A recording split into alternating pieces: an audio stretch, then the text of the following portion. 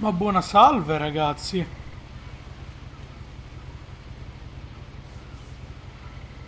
A lot of this isn't going to make sense to you.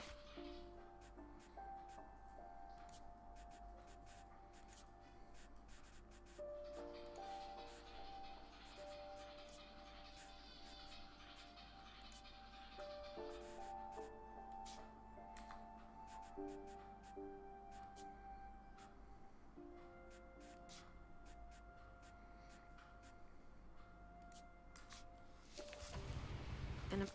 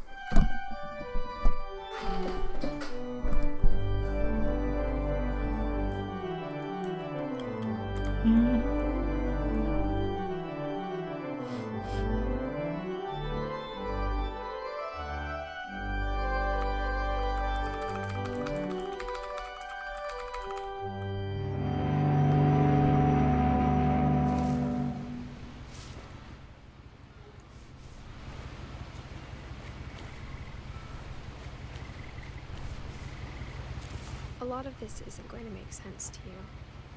And I'm sorry about that. I'm just going to start at the beginning, with the house.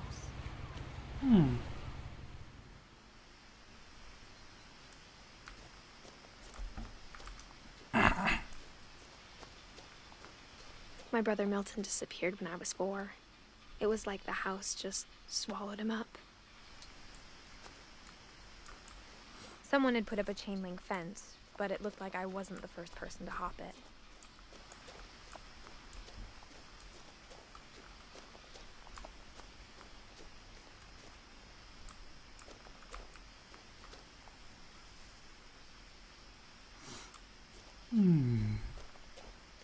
I lived here until I was 11, but I wasn't allowed inside half the rooms.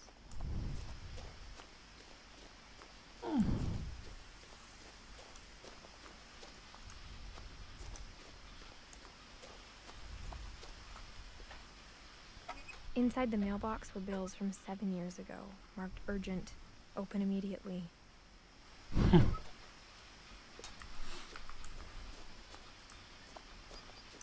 I hadn't been back since my brother Lewis's funeral.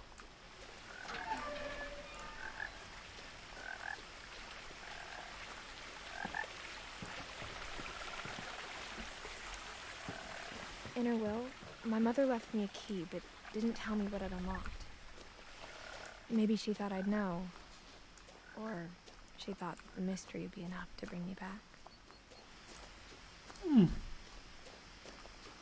That's quite interesting.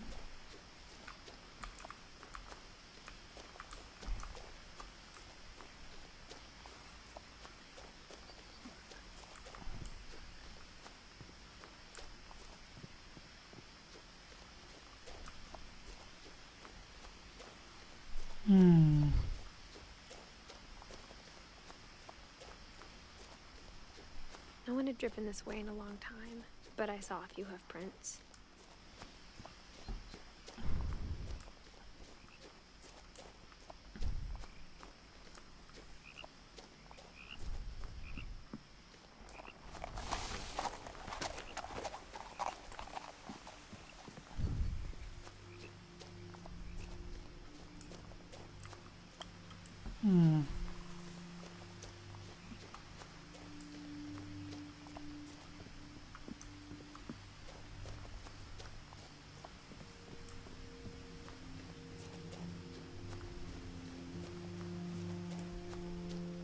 The woods around the house have always been uncomfortably silent.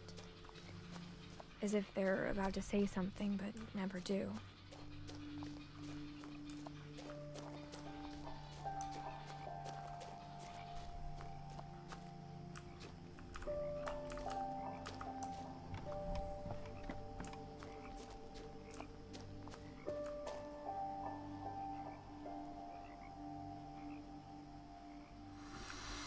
Playing this game with a VR would be such a great experience. I hope they're gonna make that.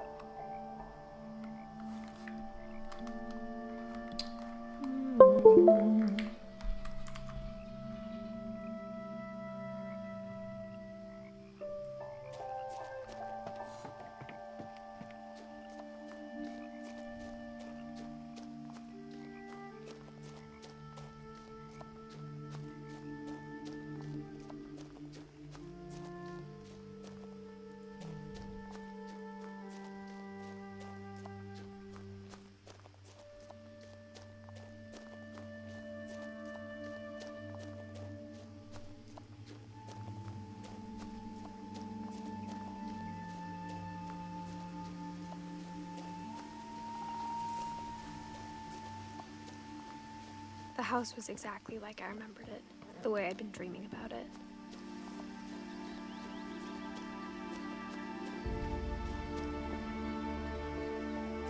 As a child, the house made me uncomfortable in a way I couldn't put into words.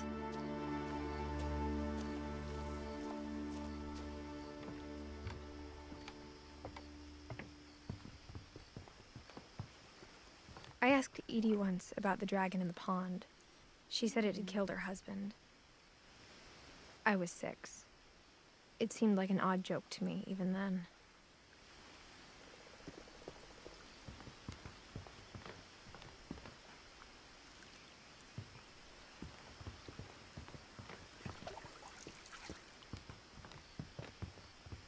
Now, as a 17-year-old, I knew exactly what those words were. I was afraid of the house.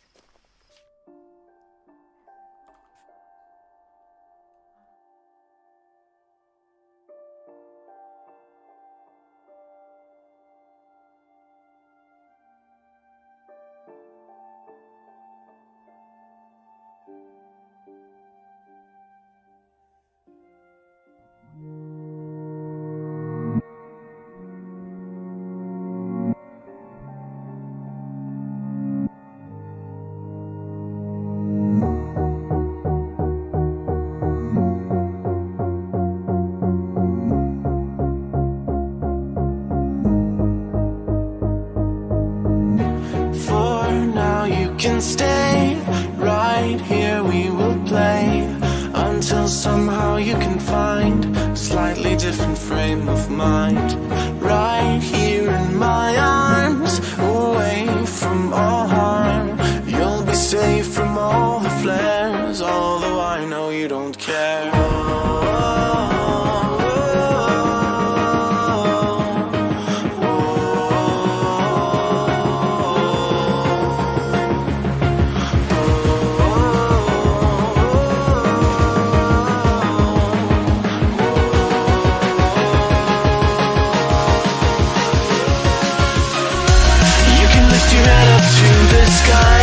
Take a deeper breath and give it time.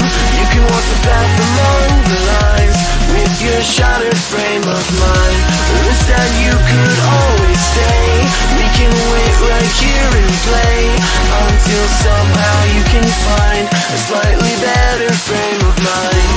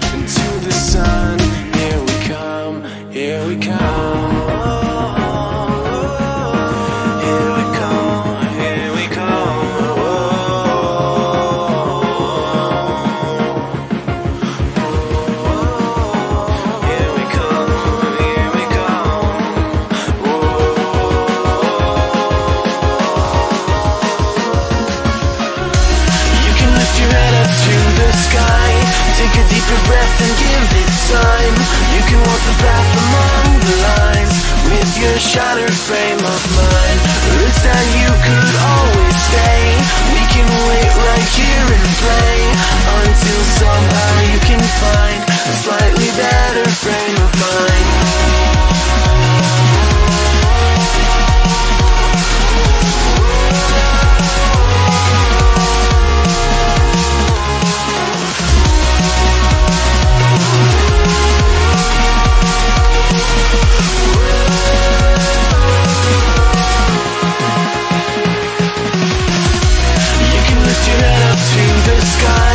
Take a deeper breath and give it time. You can walk the path along the lines with your shattered frame of mind. The risk that you could always stay. We can wait right here and play until somehow you can find. Okay, I'm back.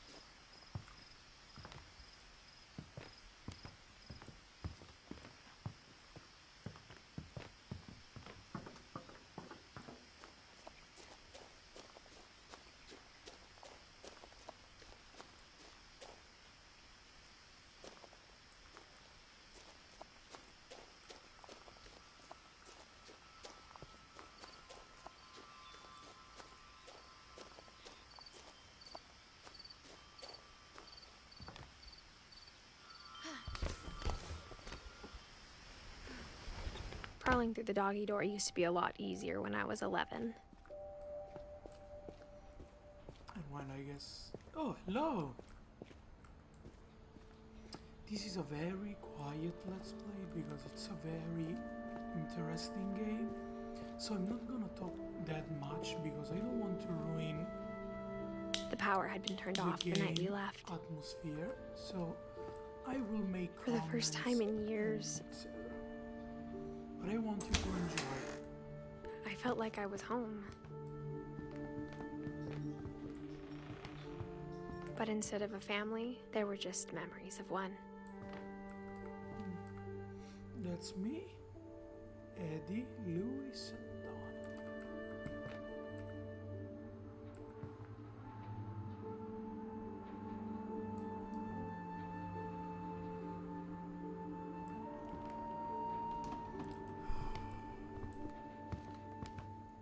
Like how only one restaurant would deliver to our house, so we had Chinese a lot.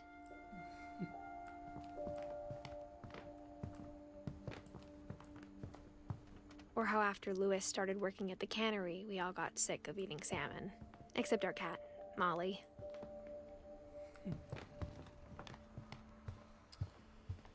The table was still a wreck from the night we left.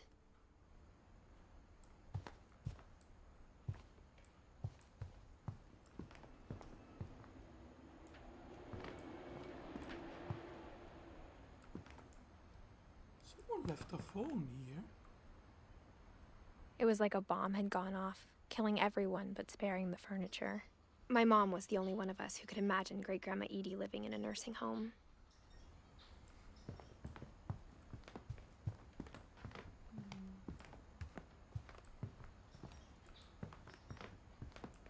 Nothing in the house looked abnormal.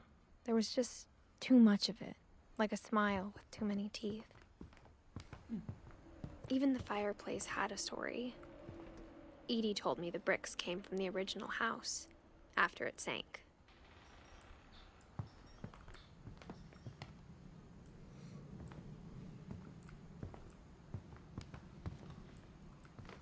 I will totally live in a place like this. So calm and quiet.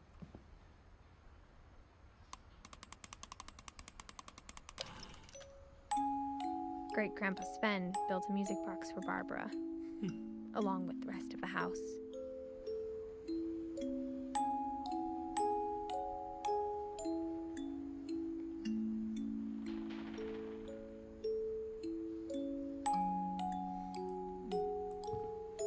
Barbara Finch. She was a musician. Mom always told me to stay out of the basement, so I wasn't too surprised when the key didn't fit.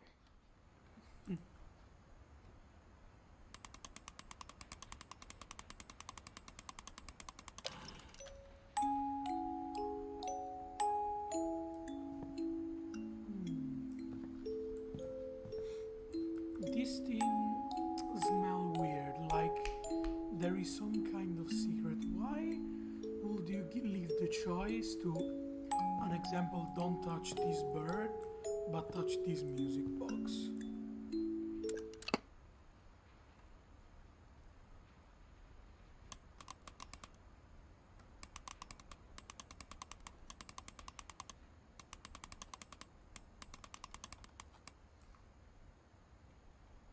I guess I will never know.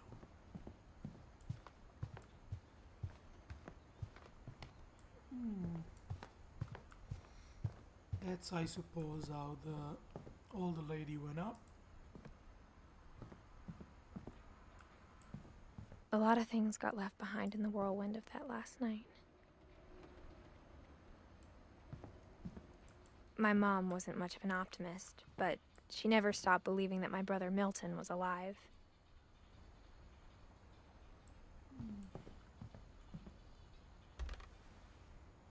Edie told me once that every Finch who ever lived is buried somewhere in the library. That's quite an interesting option. Leaving the memories of your old After ones. Milton disappeared, Mom sealed up all the bedrooms. Then Edie retaliated and drilled peepholes.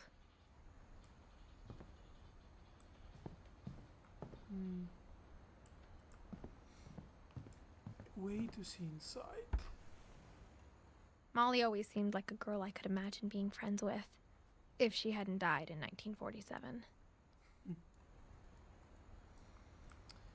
Such a grim story for such a grim family. Even if they seem so calm and chill about it. This is the same birds I have! Lol, I wanna see. 2010. The last time I was in Edith Sr.'s room, I was 10 and she was painting my portrait.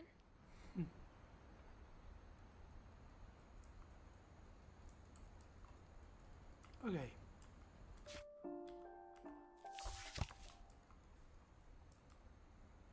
I've seen enough, I wanna get out. Hey? Game?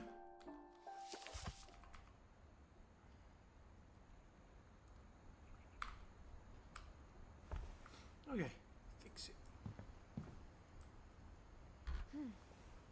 My Grandpa Sam spent 7 years sharing a room with his dead brother, Calvin. That's a bubble.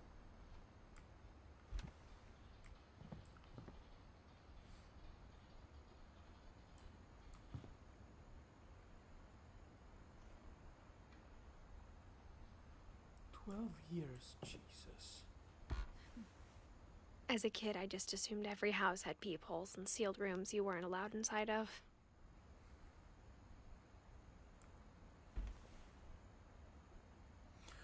Jesus, this guy's died at 3. That's so... Oh. It's a child. like someone said in Petscop. That's a dead kid.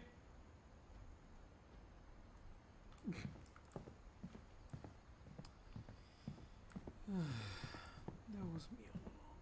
I'm still alone. Whenever people ask me about my family, the first thing they always want to know about is Barbara. No shit, I suppose. Mom must have locked the third floor stairs on the night we left.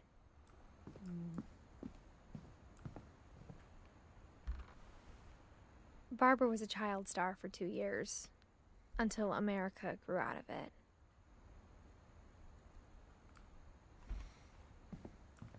This is quite interesting details.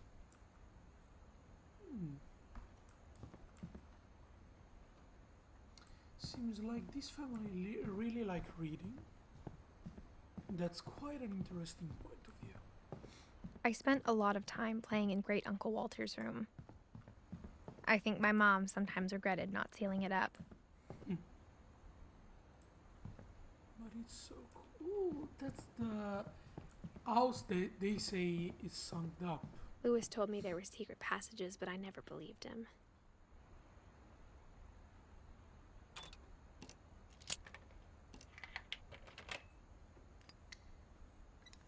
Turns out, my mom was really good at keeping secrets. Now it was time to find out what my mom had been afraid of.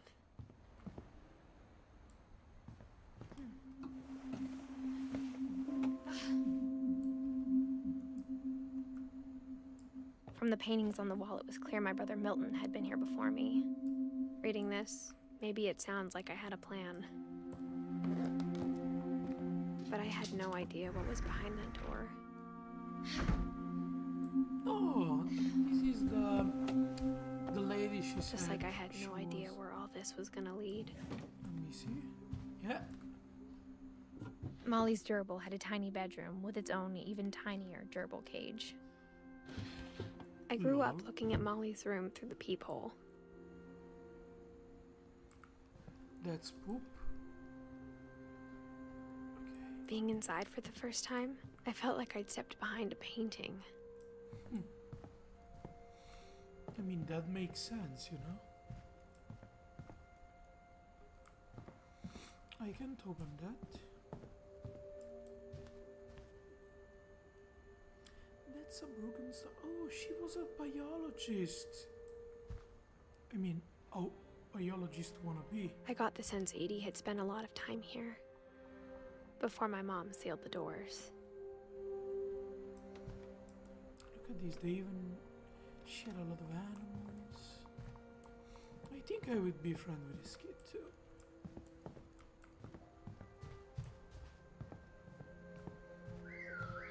I guess let's read. What is this? December 13th, 1947. Dear Diary, I'll be gone soon, but I wanted to tell somebody about what's gonna happen. It started when Mom sent me to bed without dinner. I woke up and I was starving, so I looked around for something to eat. My Halloween candy was all gone.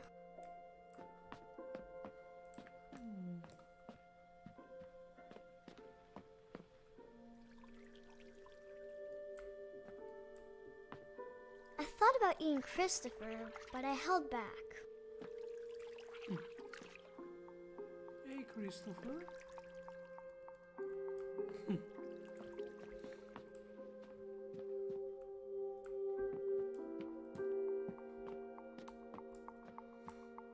Maybe there is a way to open the light. It's very dark in here.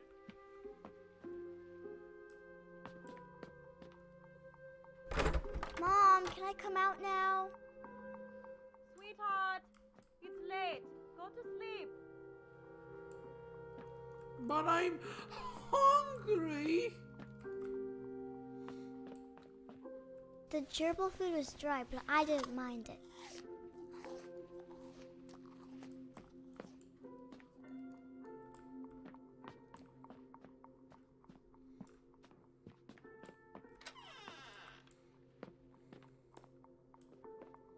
I I kept eating and eating.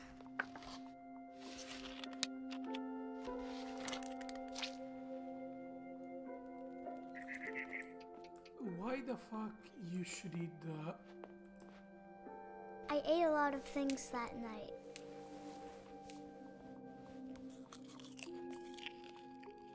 That's poisonous, you know? Also, she had things Then in I it. heard chirping outside my window.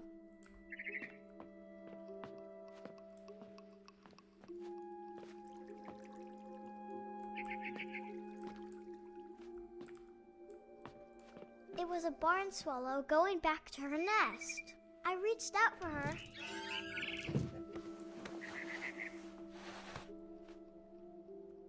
And suddenly, I was a cat.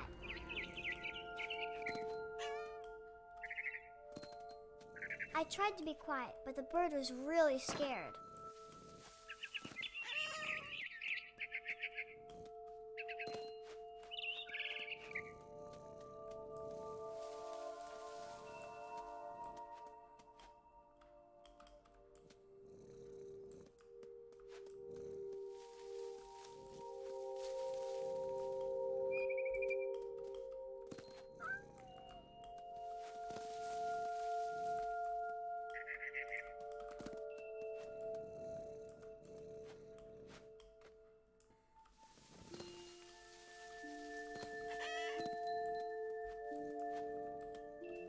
Mom and Dad didn't even look at me.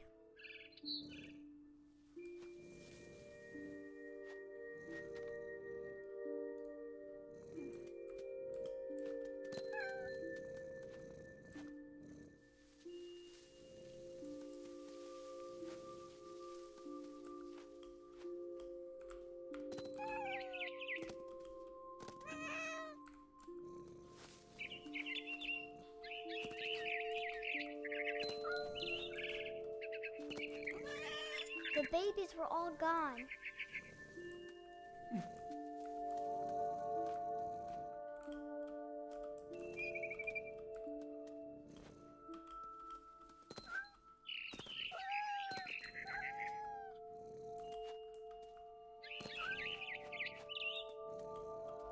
I jumped and I almost got her.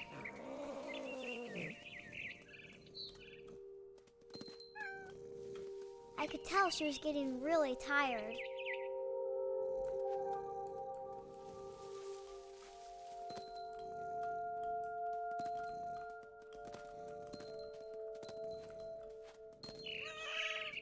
Now I was up in the big tree. I promised Dad I wouldn't climb it anymore. All I cared about was eating that mama bird. I gobbled her up. And suddenly, I was an owl. First, all I heard was the wind. Then I heard little teeth nibbling in the grass.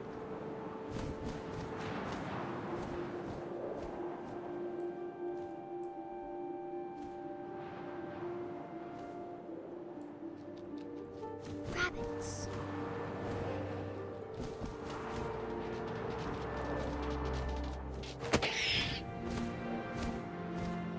I imagined his face looking up and seeing mine through my talons. I swallowed him up, and I didn't chew one bit. Then I flew off to find something bigger.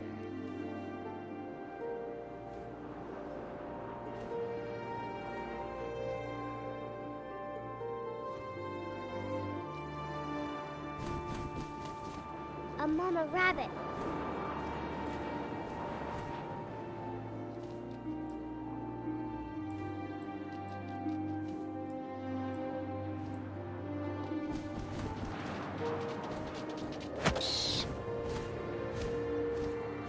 She was almost too big to carry. I started choking, but I couldn't stop eating. And suddenly, I was a shark.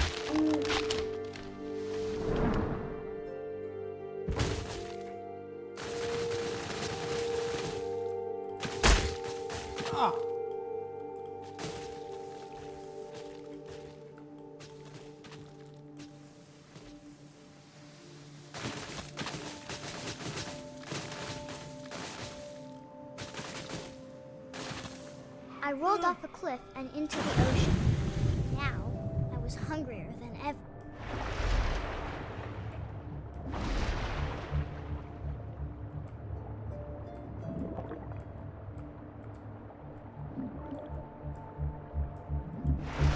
I wanted fat, juicy seals.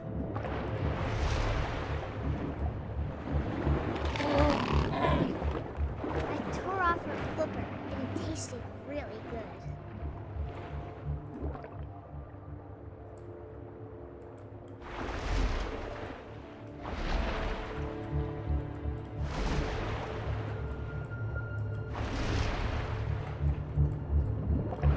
Grabbed on tight. But I was so hungry, I jumped out of the water. When I opened my eyes, everything had changed.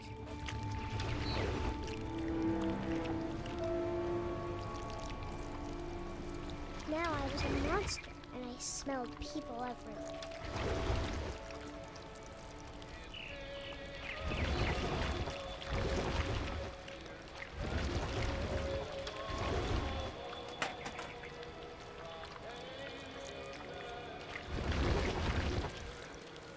The baby I was big, and I moved real quiet.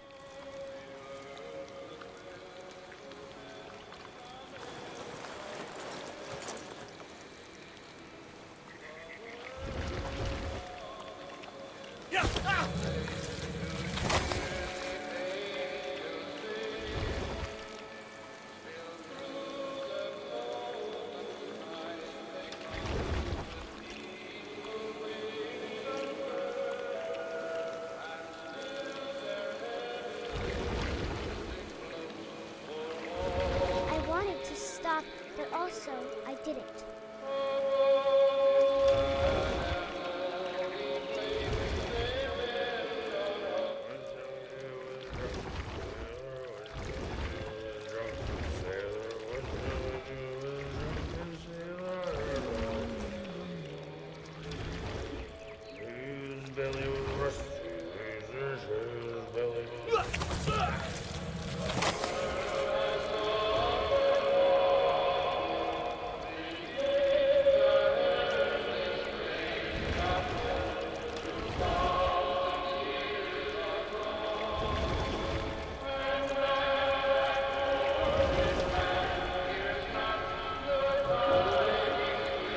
After the last passenger, I was still hungry. And across the water, I smelled something new. Something I had to have, so I swam towards it. I slithered onto the sand, and the good smell went into an old pipe.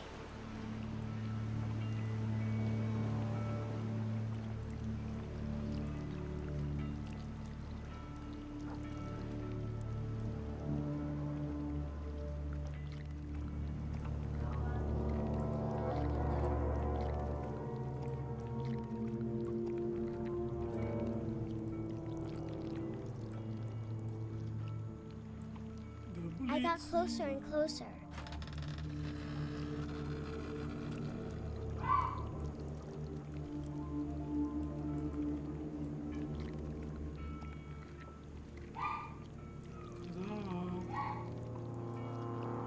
All my stomach started growling. And suddenly, I was me again. I held my breath for a long time, but I couldn't hear anything. I think it's waiting for me to fall asleep. But it's not going to wait much longer. It needs to feed, and we both know I will be delicious.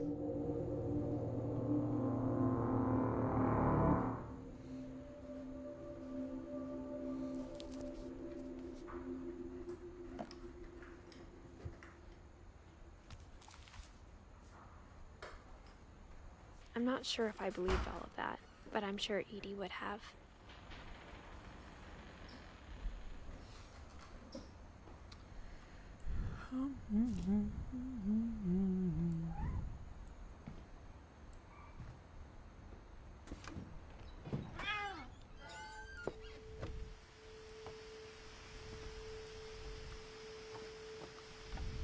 This will be obvious later, but my mom never told me any of these stories. Edie would have, but Mom didn't like bringing up the past. Though, when we adopted a stray kitten, she was the one who named it Molly.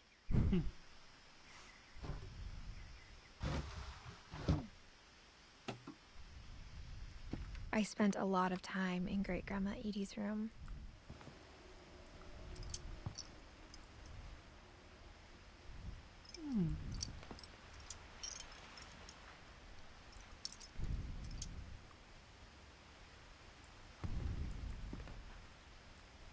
She had a lot of Edie birds. knit me a new pair of gloves every year, just in time to replace the old ones.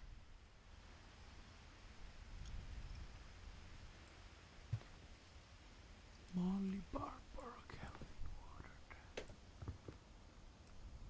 Gregory, Lewis, Milton, Edith. Oh, that's me, okay. Her room was like a museum.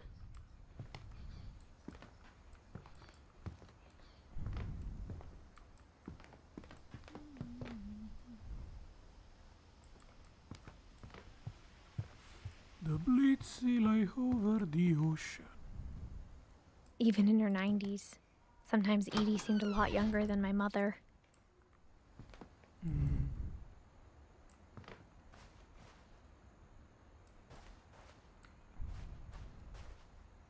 The only trace Grandpa Sam's first wife, Kay, left on the house was the pink bathroom. It was a pretty big trace.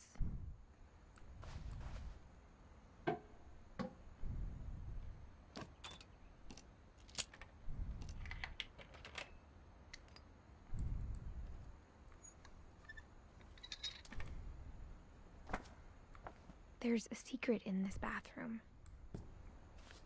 It's in the last place you would look. It isn't in the cupboard. It's hidden in this book. Lol.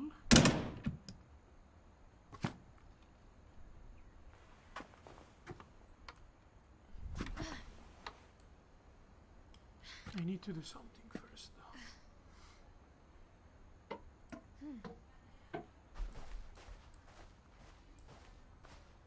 When Edie told people Sven was killed by a dragon, she could also have said he was building a dragon-shaped slide that collapsed. She could have, but she didn't.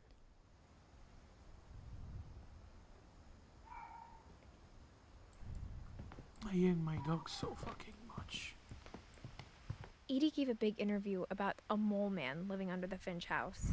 My mom was furious.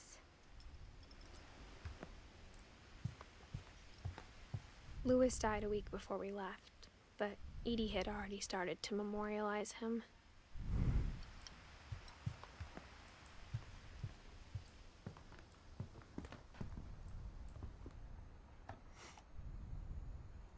For 500 years, the Finches have been famous throughout Norway for their fortune and misfortune. Odin Finch buries the latest victims of the family curse, his wife Ingeborg and their newborn son, Johan. On January 7th, 1937, he set sail with his family and his house, hoping to leave the curse behind. But 40-foot waves off the coast of Washington send the house and Odin to the bottom of the sea. Odin's daughter Edie, with husband Sven and baby Molly, step ashore on their new home, Orcas Island. Odin Finch is the first to be buried in the new family cemetery. His daughter Edie is already dreaming of a new Finch house.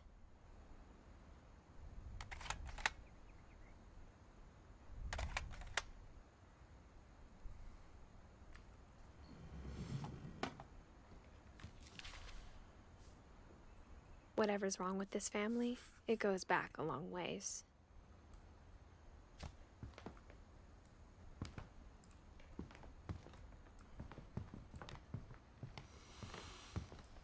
Well, at least... I hadn't thought of myself as Edith Jr. for a long, long time. Random junk, my friend Bigfoot. Huh. Some photo word. Hey, this is from all the family. One summer, they evacuated the island, but Edie refused to go. For a few weeks, She was a celebrity.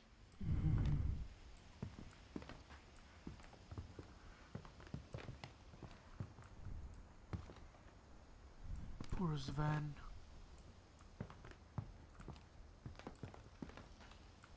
That's origami of a fish. I don't know why this place reminds me of To the Moon and it creeps me out.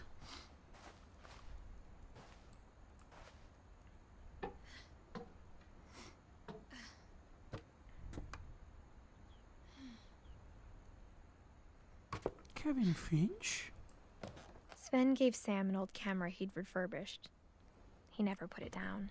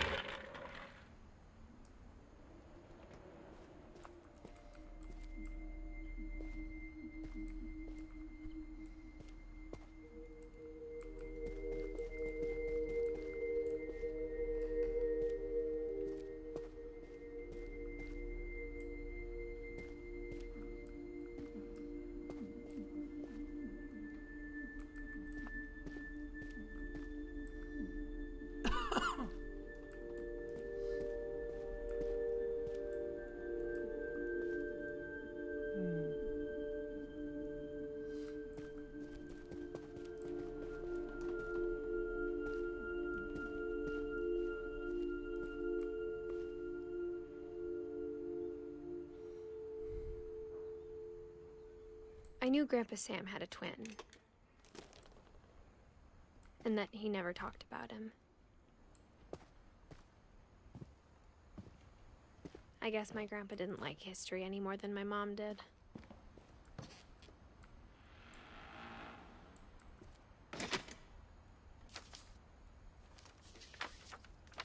How I Want to Remember My Brother by Sam Finch.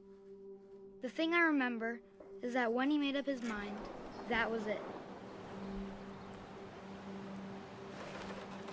My brother said he'd die before he ate another mushroom, and he did.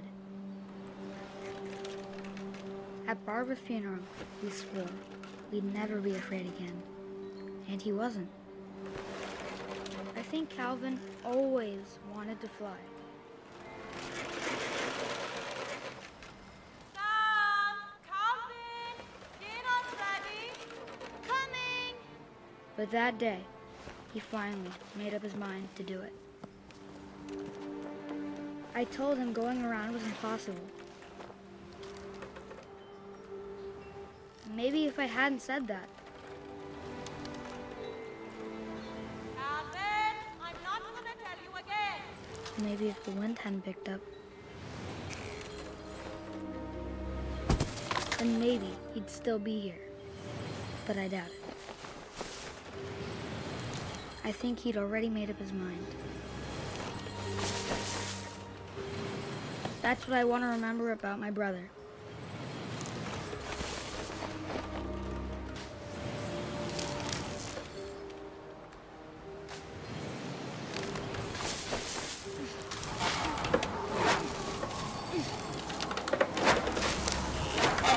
The day he made up his mind to fly. And he did.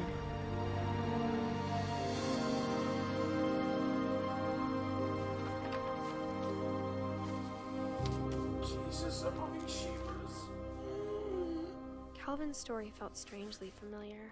When I was younger, I remember trying to do the exact same thing.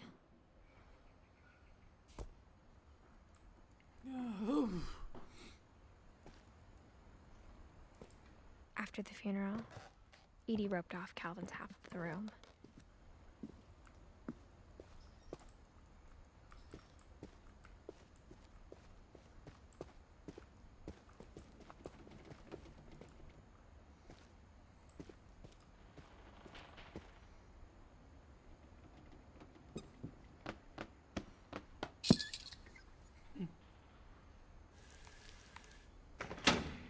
Oh, this is...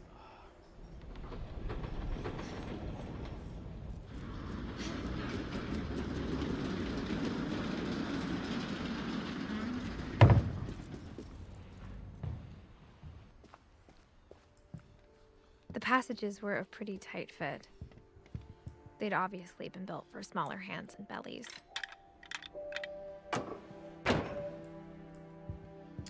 What she means by smaller hands and bellies? Edie's father, Odin, built the original house. Give me a second. She seemed pretty small. Doesn't seem,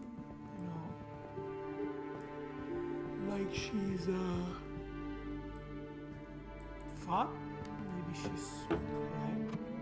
I mean, Girl. what's her age? 1999. Growing up, 17. I always thought of Barbara as a child star.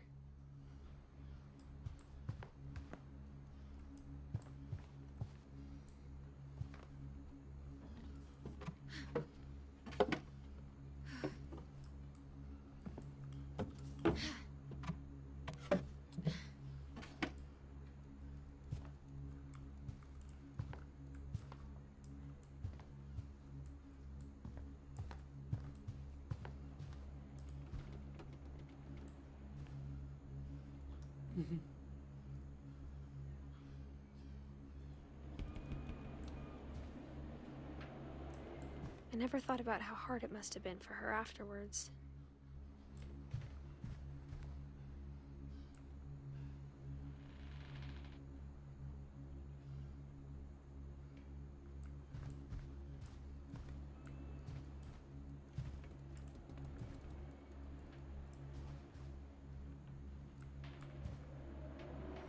She is pregnant. Ah.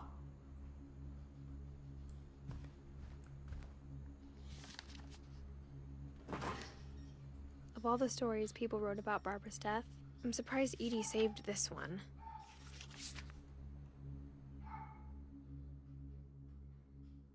Old Jack here with another ghastly tale inspired by America's most unfortunate family. I'm calling it The Surprise Ending of Barbara Finch. As a child star, Barbara was famous for her scream. Now at 16, she was all washed up. A has-been. But in a lucky break, she'd been asked to perform her signature scream at a local convention for monster movie fans. It was just the boost her career needed.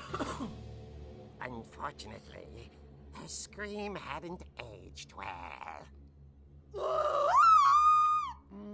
Getting better. I think you just need the right motivation. Her biggest fan and current boyfriend, Rick, was about to demonstrate when... Now that was a great scream. It was Barbara's father, Sven. He'd slipped into a table saw and had to be rushed to the emergency room. So Barbara got stuck babysitting her youngest brother, Walter. Her convention comeback was cancelled. Okay, I'm hearing frustration, but I'm not hearing terror. What if I tried... A gang of hoodlums in Halloween masks have been terrorizing Orcas Island tonight. Police are urging residents to... That came from the basement. You're right! Also, I loved your delivery on that. Why is your basement door locked? Because my dad likes making puzzles and secret passages. There's a key hidden in the music box. The secret is to keep winding and winding until finally the key pops out. Thanks, babe. I'll be back in a sec. 20 minutes later, I was Rick right. hadn't returned. So Barbara went to look for him, right on cue.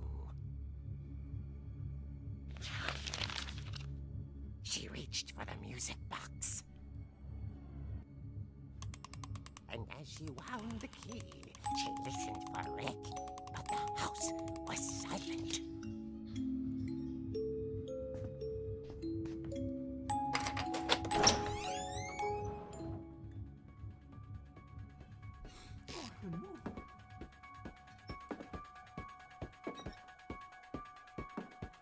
She found Rick's crutch and imagined the worst.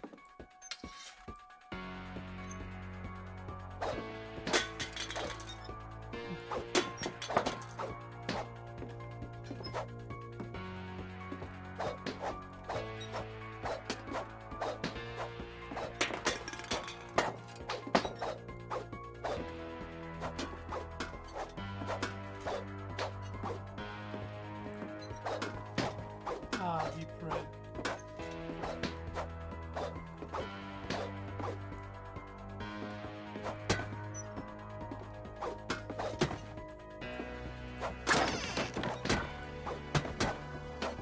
The gang's leader is the infamous Hookman killer, Dr. Carl Hamill, who impaled and then ate his family 10 years ago tonight.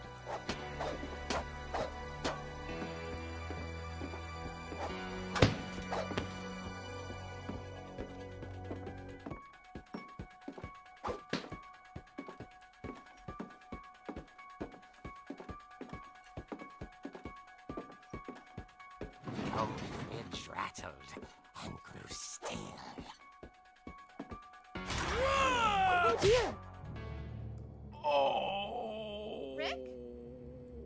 Barb, relax. I was just trying to scare you to help you find your scream. Well, I'm not scared, Rick. I'm furious. Then act furious. All I'm getting from you now is that you're hurt and confused and you're... She threw him out, but she kept a little something to remember him by. Barb, have you seen my other crutch? And she was still holding it when she fell asleep watching the late picture show. Hours later... Barbara! Walter, what's going on up there? Ah! Okay, I'm coming up, but if this is a trick, you're dead, Walter.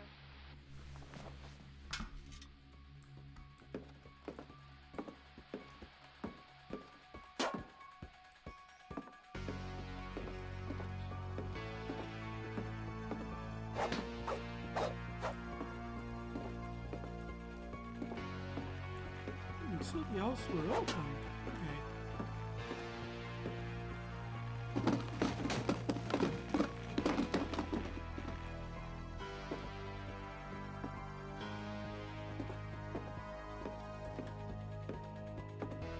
Walter, are you there? Walter had vanished, but his bedside radio was still on. Orcas Island police describe the man as 6 feet tall, with a steel hook for a hand. Residents are urged to lock all doors and windows and notify the police of any suspicious activity. Barbara turned, saw the hook man, and was speechless. He was quite smashing. Oh, hey! I'm playing the What Remains of Edith Finch. Okay, Barbara, there's gotta be another way out of here. That night, she played her part beautifully. Hi.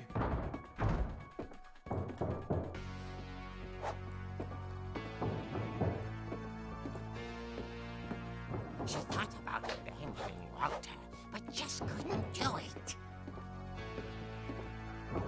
Molly's door hadn't been opened in years. The hinges groaned.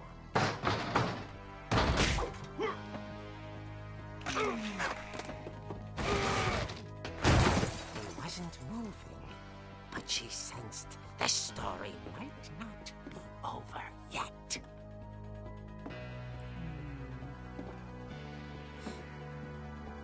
Let's find out who to kill the killer.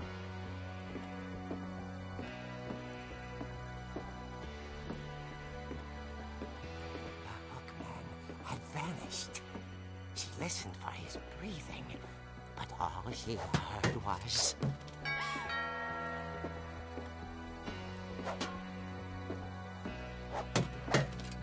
I'm beating the shit out of this thing.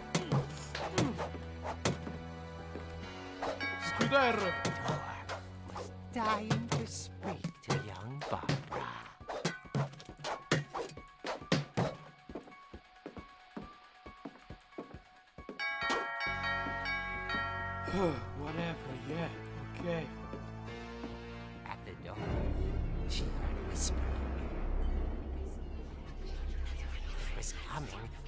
inside the house.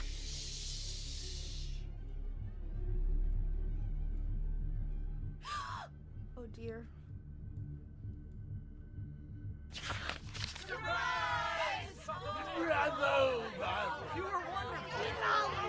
The monsters had come to surprise her. For Barbara, it was a dream come true. Then she saw what kind of monsters they were, and she realized what was about to happen. She was going to be famous. And with her final breath, Barbara Finch gave the performance of her life.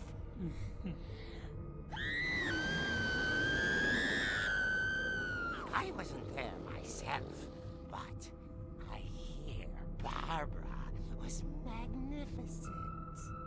Poor girl. She had a taste for stardom. But unfortunately, so did her fans. Of course, the police blamed it all on poor Rick, who disappeared the same night. And little Walter? Hiding under his bed the whole time. He took it all pretty hard, but that's another story. As for Barbara, tucked inside the music box is all they ever found of her. Her ear. Now that's what I call a real eerie tale. Oh, fuck off. What a shitty pun.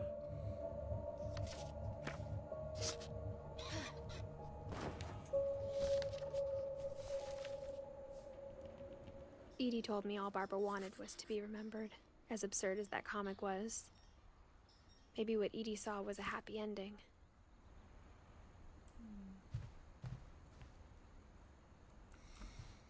There was... who... Knowing that she actually died... I guess now I know why Mom didn't like me playing with the music box.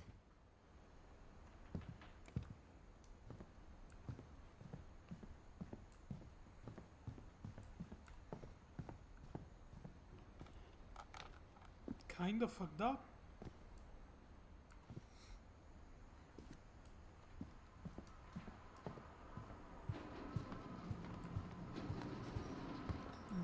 Where did the music box? It's funny. All those times I played with the music box and never found the basement key. Ironic, I even tried before, lol.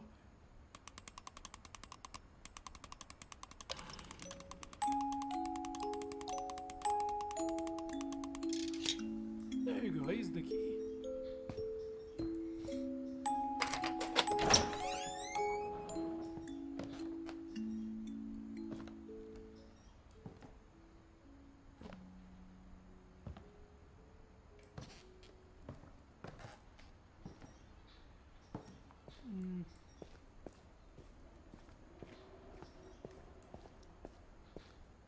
Mom said the basement was off limits, unless I wanted another tetanus shot. Oh, this is the place where the guy with the sword, with the dragon died. I saw Edie sneak down to the basement once, carrying packages. I thought maybe she was hiding presents. It turned out she was hiding a lot more than that.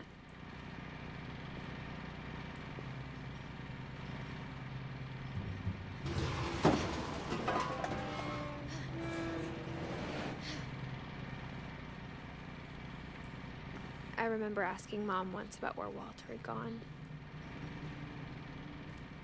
She said after Barbara died, he got as far away as he could. If there's a pattern in all these stories, I think it's that none of us has gotten very far.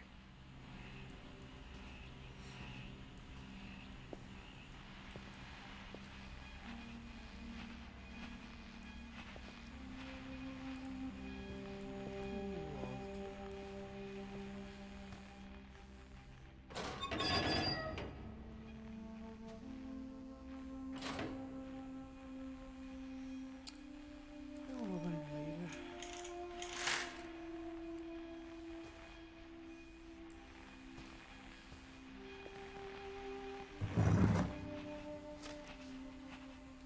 Goodbye, everyone. I can't believe I've been down here for 30 years. Jesus Christ.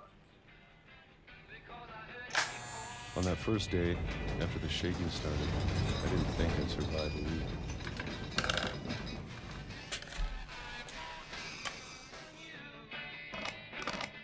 But after a few days, I settled into a routine.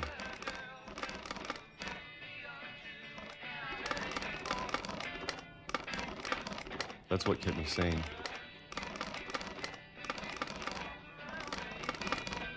Having a schedule, living for today. I always expected to be dead tomorrow. But if you wait long enough, you get used to anything.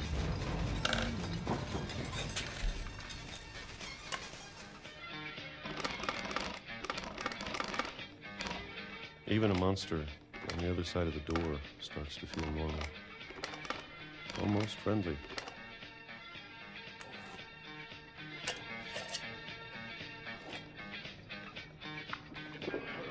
And then one day, everything just stopped. Whatever that thing was, it was gone. Maybe it got tired of waiting. Or maybe I just got tired of being afraid. Look at those hands.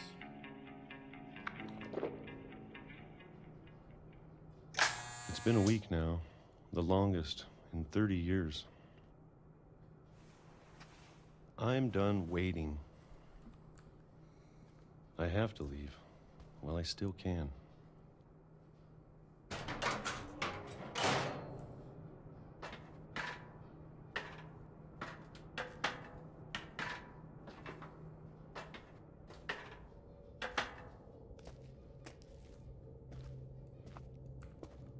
I know it's out there somewhere. Whatever killed Barbara and Molly and Calvin.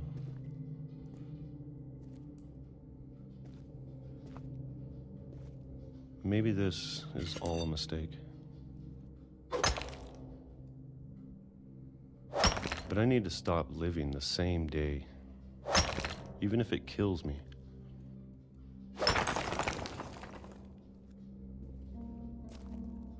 Whatever's out there, I want you to know I'm ready for it. I'm going to appreciate all of it, especially the food. I don't mind if I only have a year left, or a month, or a single week. I'd be happy with one new day. I can already imagine the sun on my face.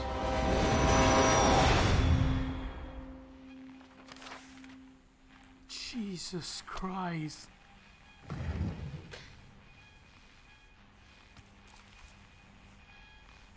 Walter died when I was 6. I can't believe my mom never told me he was down here.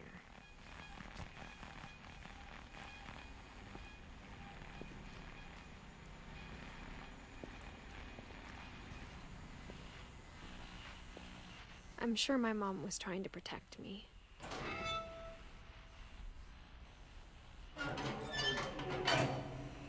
Maybe she was trying to protect you, but Jesus Christ. Maybe she was afraid I'd end up like Walter. But if she never told me about an uncle under the house, I can only imagine what else she was hiding. I don't want to make the same mistakes she made.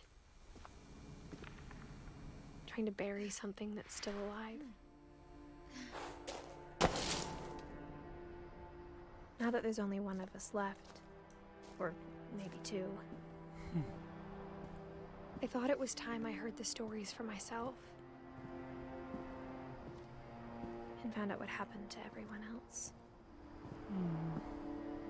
But now I'm worried the stories themselves might be the problem.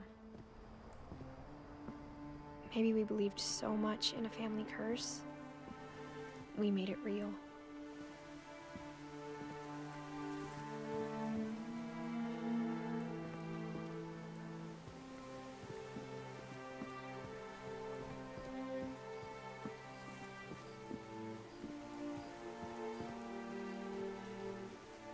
I don't know if I should even be writing this.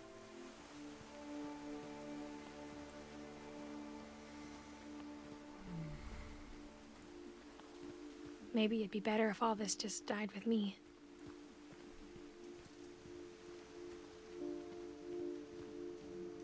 But I thought you should know about your family.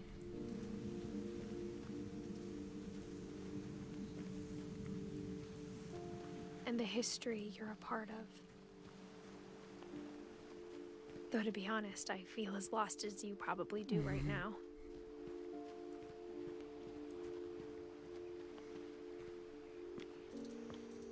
I think the people in these stories believed them, for what that's worth.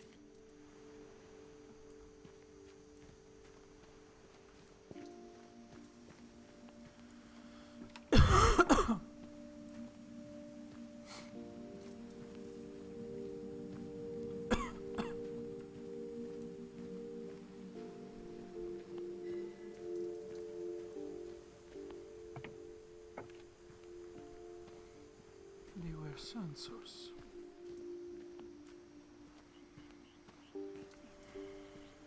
Oh, that's where the house was.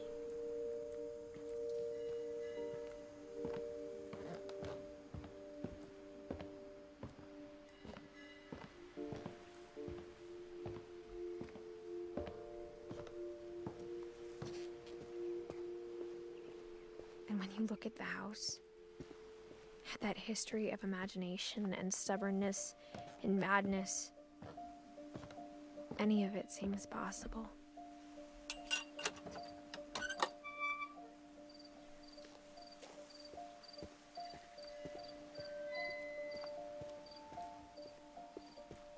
I think we've been surrounded by death for so long, we've just gotten used to it.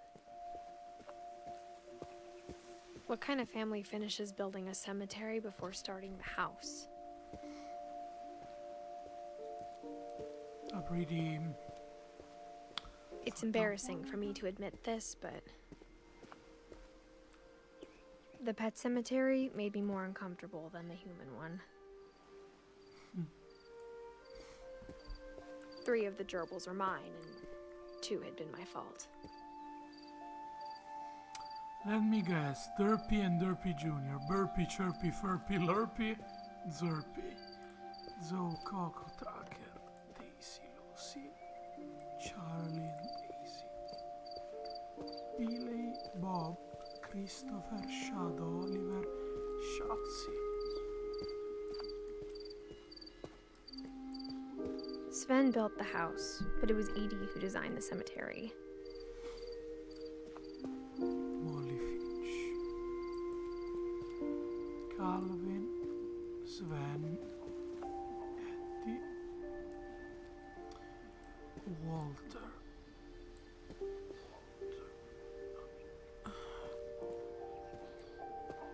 Barbara, a golden star. I'm sure Odin's monument had been Edie's idea. My mom was always trying to move on, but for Edie, the past never went away.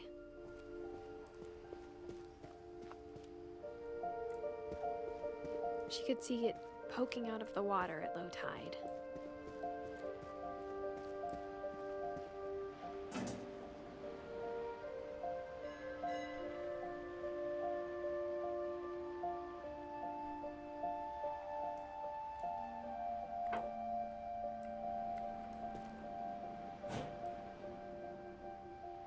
Edie said she dreamed about the old house every night.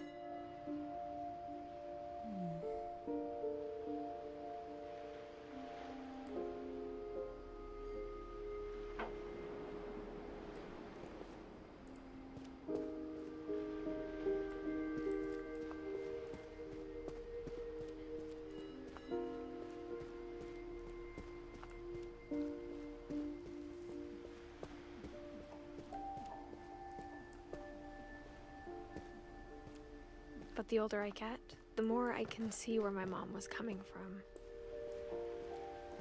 Sam Finch. Her dad had been pretty strict, but it wasn't enough to save her brothers. She was just trying to do better. Gus Finch, Gregory Finch. She lost 2 of her brothers, just like I did. I get why she tried so hard to protect us. We never found Milton's body, so my mom insisted we were putting up a monument, not a tombstone.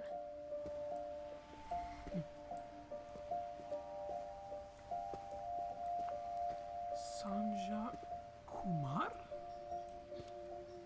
Louis Finch. They were born pretty much in same ages. That lady might be the... There's so many things I wish I could ask my mom. Hey, Jack. Mom now. Part of me thinks this is what she wanted all along. For me to come back someday and find everything out for myself.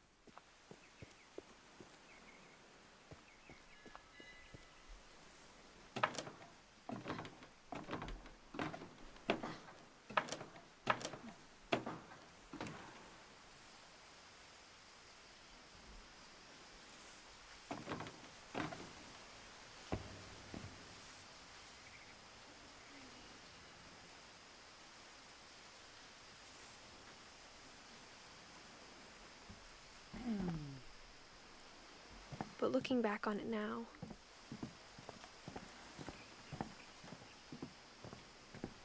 if she told me there was going to be so much climbing, I never would have come when I was 22 weeks pregnant. Okay, yeah, she's pregnant.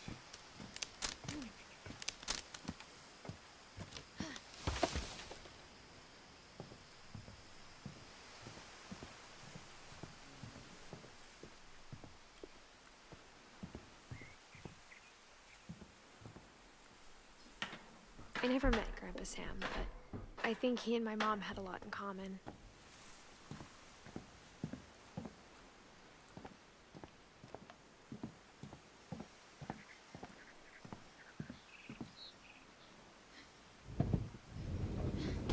They were both pretty intense.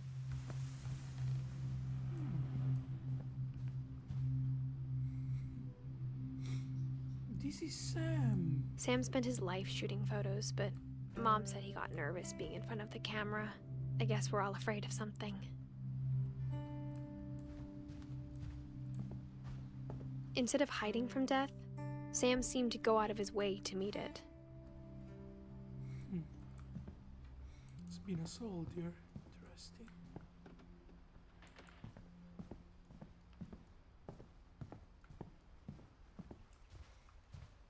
He's one of the one that lived the most, so I guess it makes sense.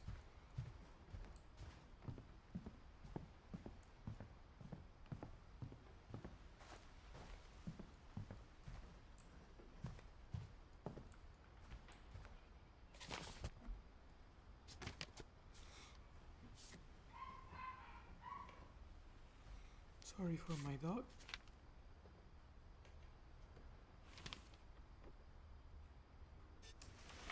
Dawn, I promise, you'll never forget this weekend. Yes, sir. These memories are gonna last a lifetime. Hmm? Am I gonna have to shoot anything? It's a hunting trip, Dawn. Shooting perfect. It's gonna rain the whole weekend, isn't it? I will never forget this weekend, Dad. That's the spirit. Okay, got it. I'm gonna take some pictures, okay? Just be careful. That camera's older than you are.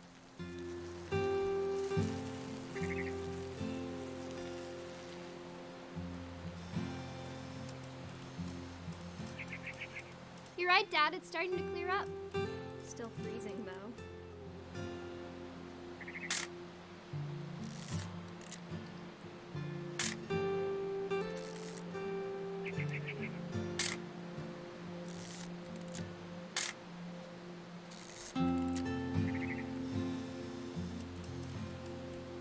definitely should not have drunk all that coffee.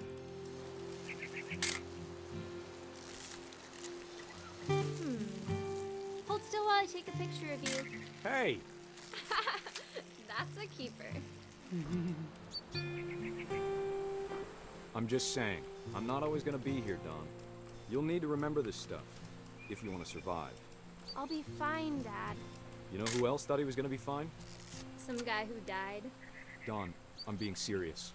I know, Dad. You're always serious. Doesn't being out here make you want to chill out? Well, to tell you the truth, I haven't been out here in 20 years. Dawn, don't you think you could find something more interesting to photograph? Last time I was with my brother Calvin. Man, that was a great trip. Your grandpa Sven taught us how to fish, how to build a fire. We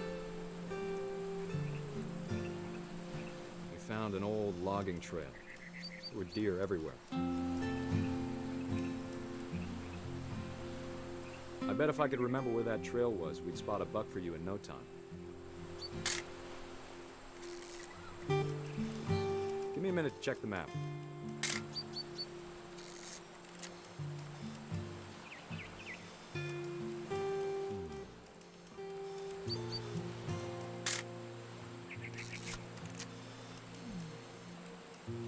Let's see.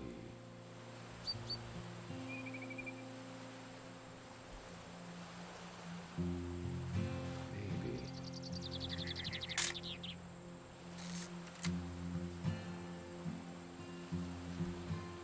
Was it? Dad! Good eyes, Dawn. Before you take the shot, let me get a picture of you.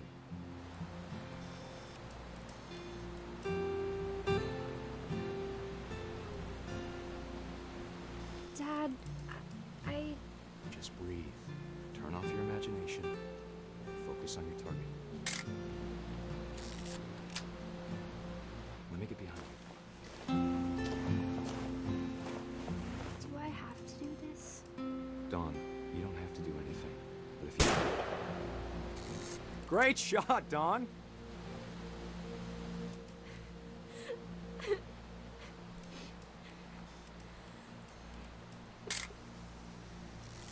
I'm proud of you, Dawn. Always remember that, okay?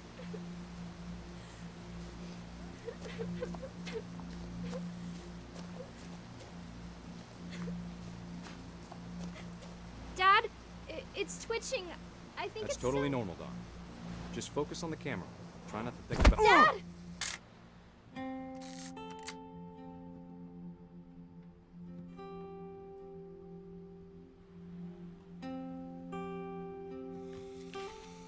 Jesus. Of all these stories, that's the one I wish most that my mom had told me.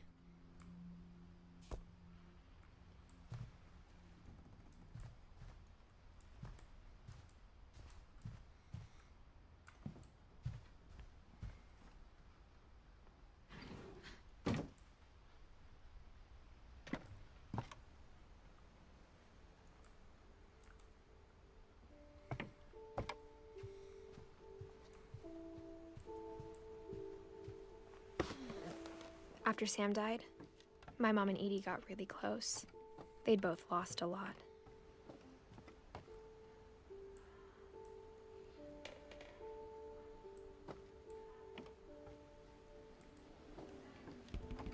No. No.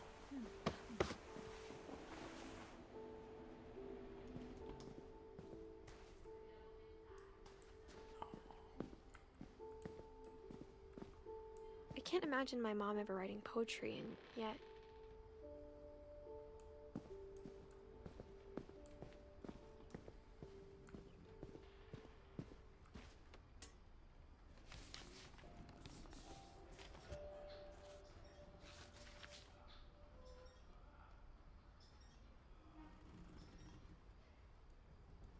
That's that child. Dear Kay, do you remember the way Gregory used to laugh when he thought he was alone? Something funny was happening, but only he could see it. I think he saw things the rest of us don't.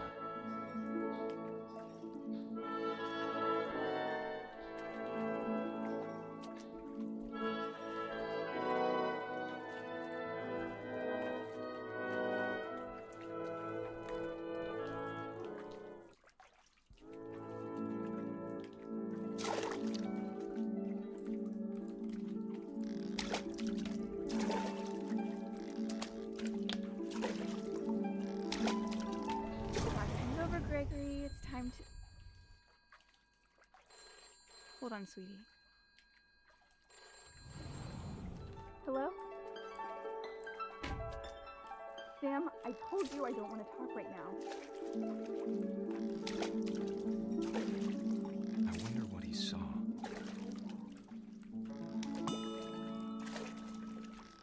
What his world was like.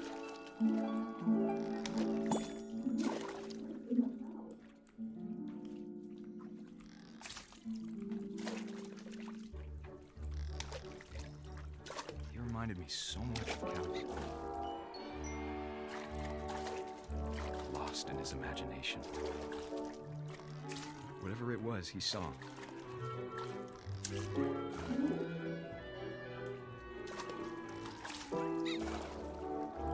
sure made him happy.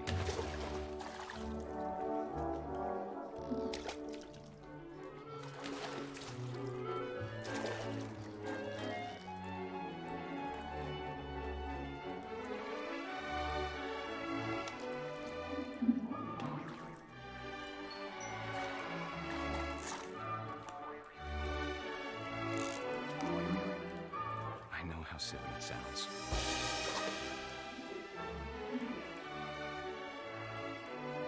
But I worried about a baby being too happy. But I could feel him slipping away. Sorry about that, Gregory. I know you did everything you could. Maybe if I hadn't called that night. Damn it. Hold on, I don't want Gregory to hear this. I wish he could have told us about the world he saw.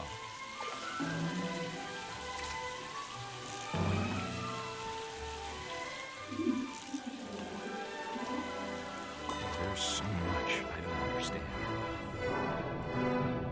about Gregory, about everything.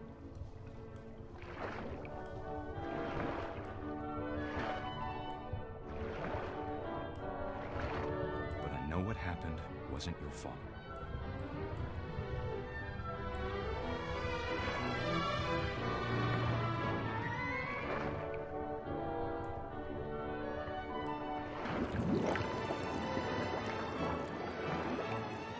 I'm sure he's happy. And he'd want you to be happy too. Good luck, Kay. Love, Sam. Jesus Christ. No.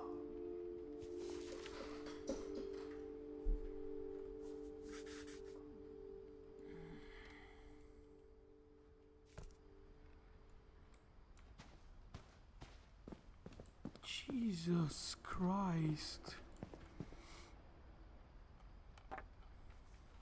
A poem for Gus, who always said the wedding was a bad idea.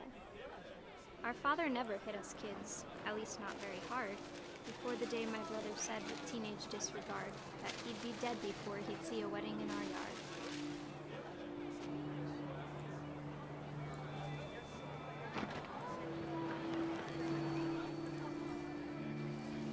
My father made him come, of course, but Gus stood far apart, just flew his kite and bottled up the storm inside his heart.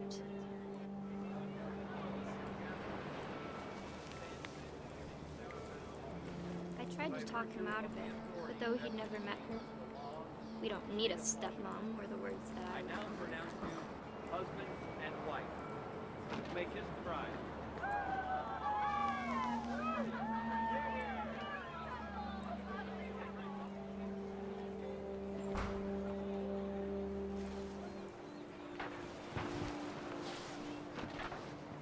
the time for photos came, Dad ordered him to Come here. But Gus declined, and as a sign held up his middle finger. The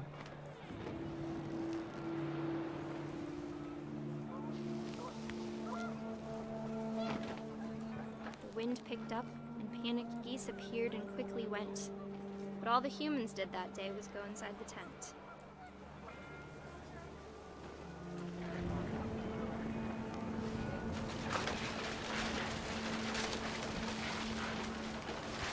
The rain came down in buckets then, but no one seemed afraid that nature might destroy the tent our dad had crudely made.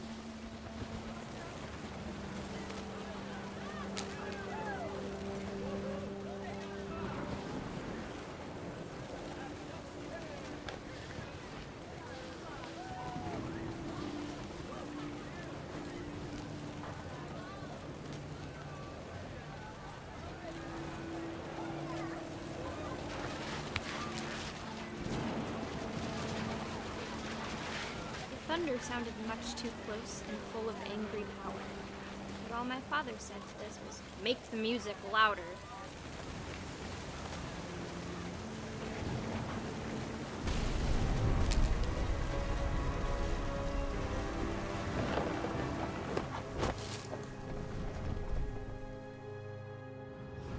I wish that I could truly say I thought about you on that day. Out there on the beach alone, just you, the wind, the sea, and foam. But I didn't. Until we found you.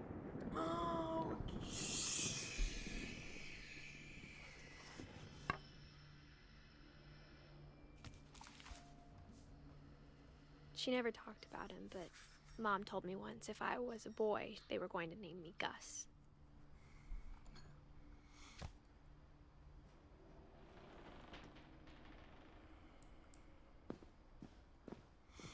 I'm having shivers right now. Is that kind of cool? My mom moved up to the loft after her brothers died. At the time, it was as far away as she could get.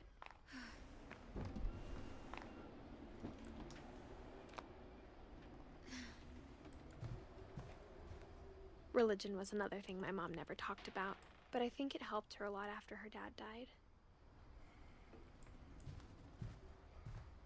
She spent a summer building houses in Calcutta, where she met my dad, Sanjay. I've seen it. There you go. That's the dad.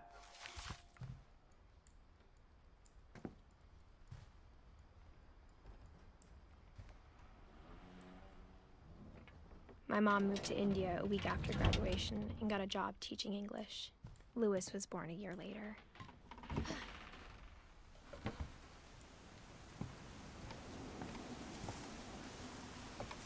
When my dad died, I don't think Mom knew where else to go. I'm sure Edie was happy to have her back. And to see kids in the house again.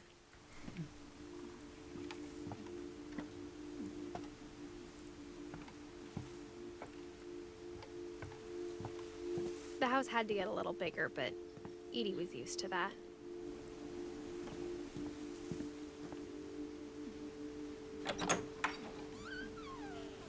And for a while, things were good. Almost normal.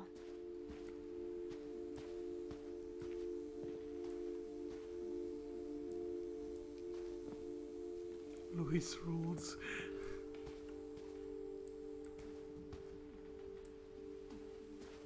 But it didn't last. The curse.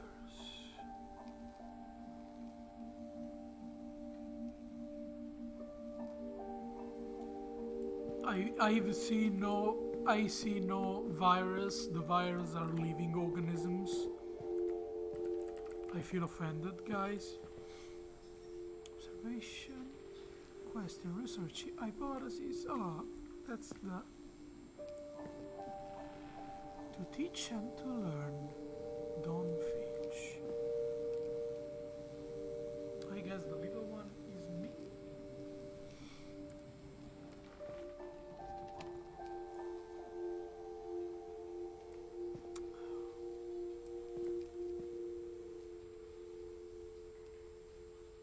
Jesus.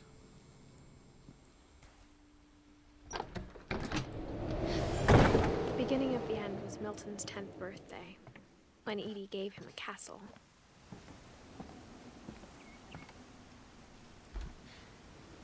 After Milton disappeared, the only thing he left behind was a room full of paintings. That's why they leave the tombstone unnamed, I guess.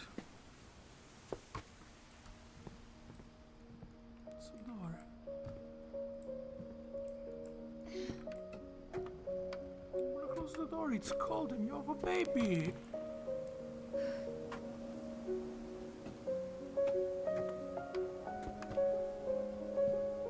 That explains why your boobs are bigger. For being very small as a child.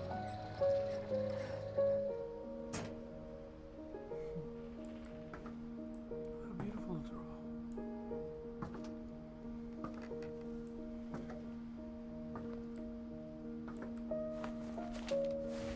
Milton Finch in The Magic Paintbrush.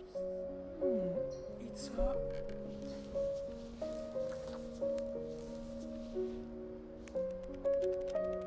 no.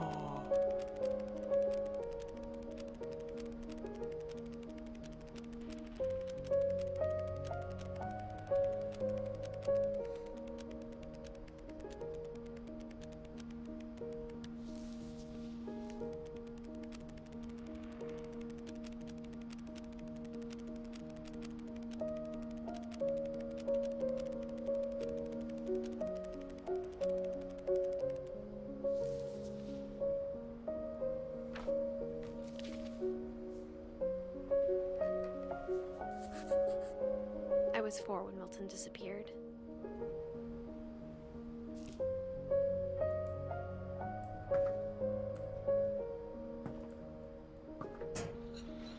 Mom spent months searching for my brother. Then she sealed the doors.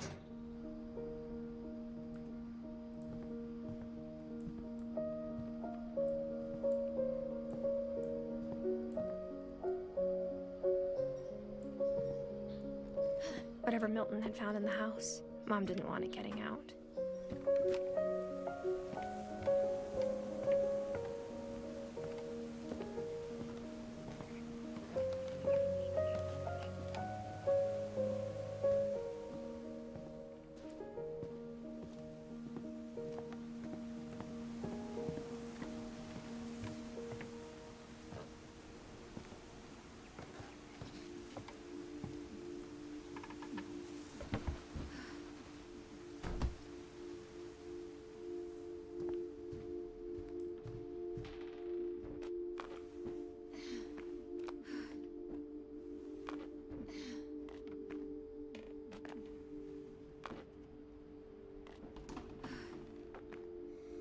This story is harsh.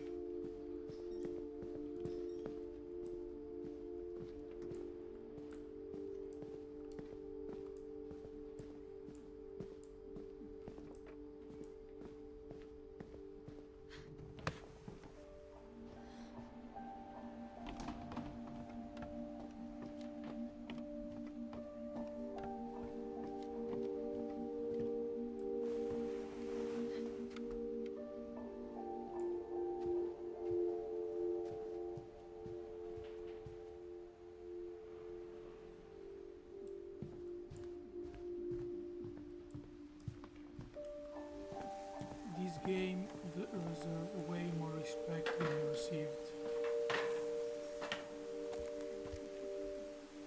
It's almost not fair.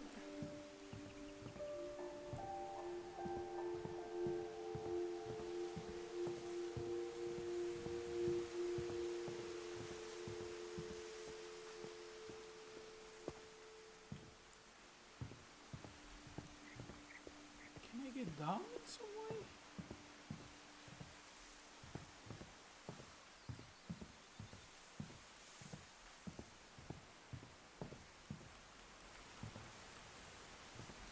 I guess I have to continue here, but I have no idea how to go.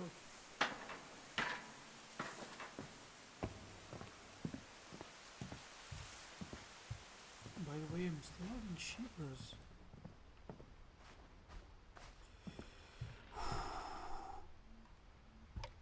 heart.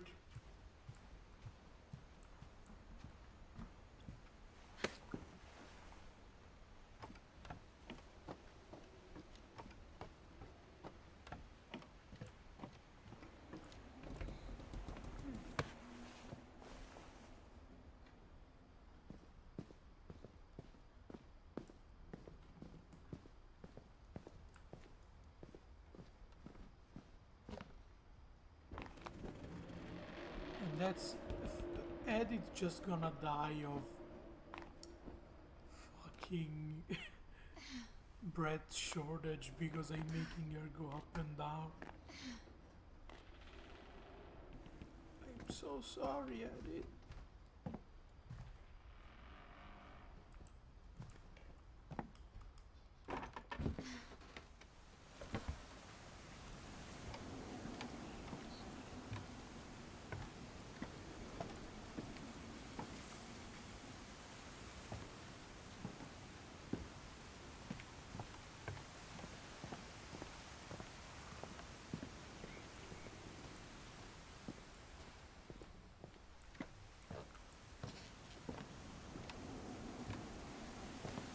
Mom definitely blamed Edie, but I think Louis blamed himself.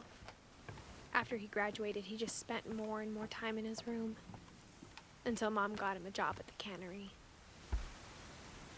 Everyone always told me to stay out of Louis's room.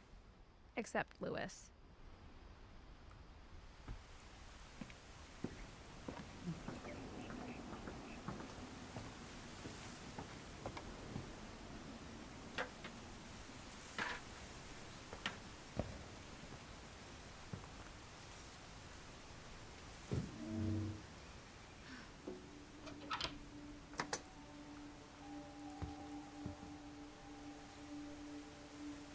It's a stone head.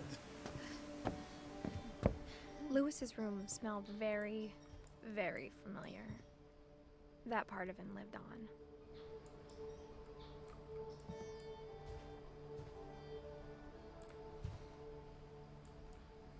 Louis and I spent a lot of time playing games together, but he was surprisingly bad at them.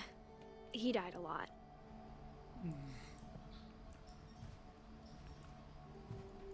Even a Royale, lol, I'm so funny, XD.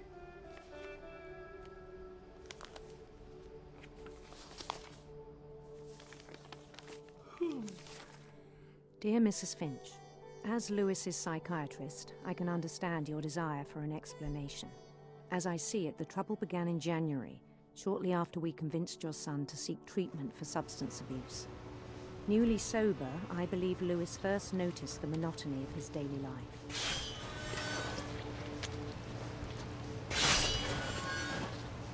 He kept working at the cannery, but he withdrew part of himself. In our sessions, I saw the same behavior. His mind began to wander. I asked him to describe it. He said he started small, imagining a labyrinth. He'd feel his way about. Then something moved. Bats. And toads.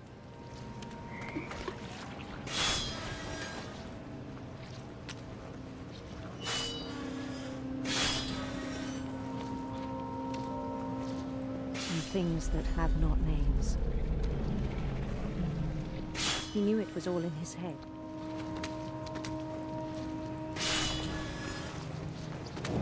He took it very seriously.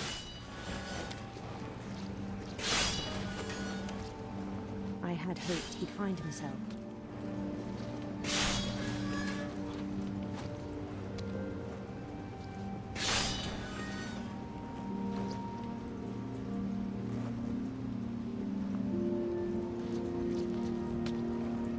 But he found something more.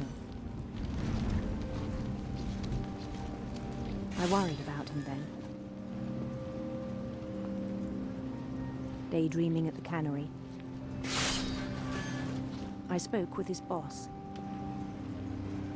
But he said Lewis had become a model employee. Methodical, tireless, focused. Like a whole new Lewis. So I let him go on.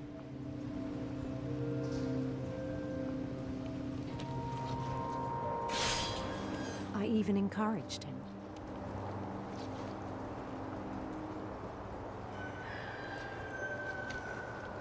It seemed very promising at first.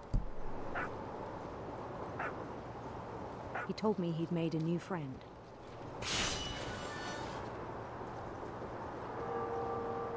On the edge of a city he named Lewis Topia. He built the city up slowly, brick by brick.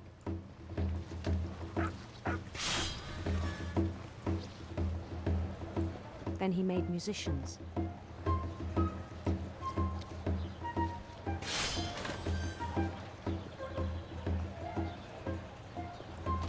And songs for them to play. He talked about starting a band. And he was always humming something. Every day his imagination grew stronger.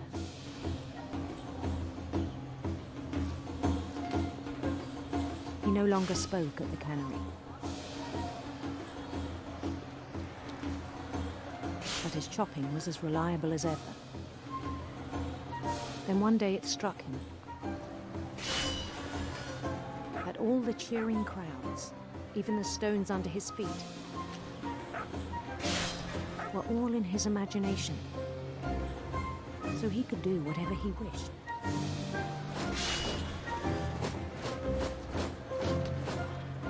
He held an election for mayor.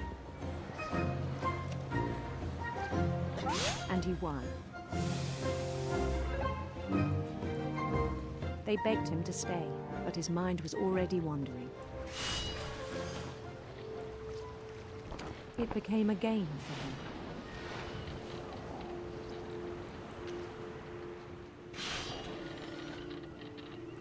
He'd conquer a city, then immediately push on. New Louisville.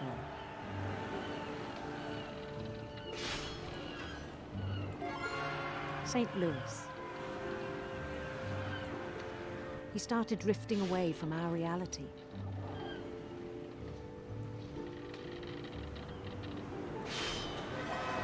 Minneapolis. Until one day he forgot to go home from the cannery. Even as his mother pleaded with him, part of Lewis kept sailing on.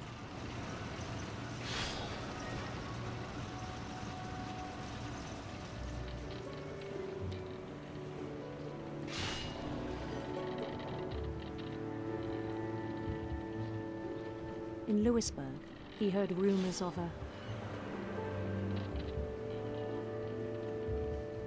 handsome queen. You can choose a sexuality.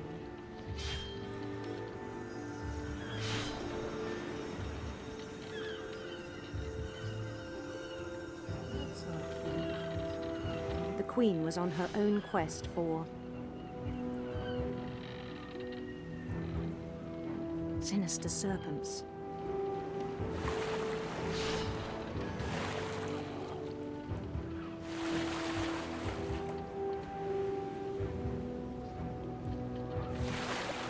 He followed the sound of her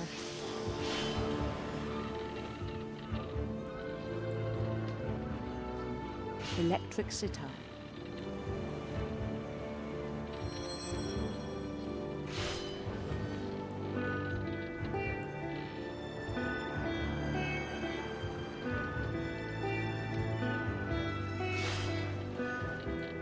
His chase led him to a golden palace east of the sun and west of the moon. Even then, his logic remained sound.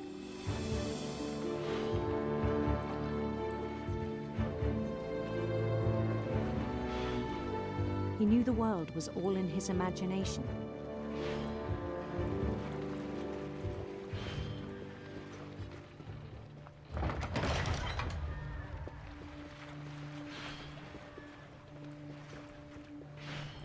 but he was so proud of having created it.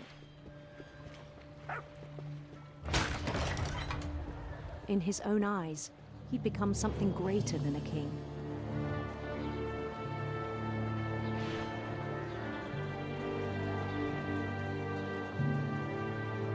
For someone who'd never known success in the real world, I think it was overwhelming. And then it struck him that the real Lewis was not the one chopping salmon, but the one climbing the steps of a golden palace.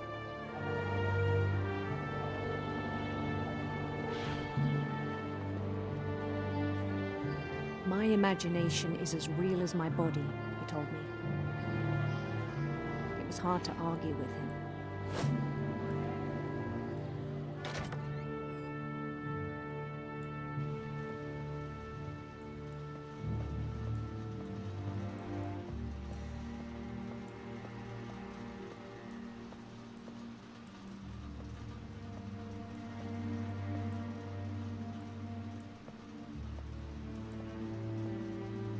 Began to forget the world we know.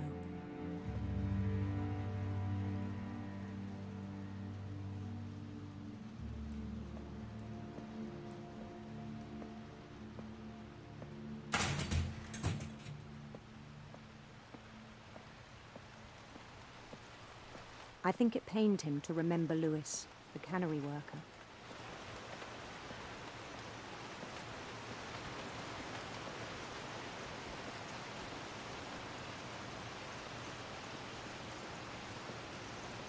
He began to despise the man with a royal contempt.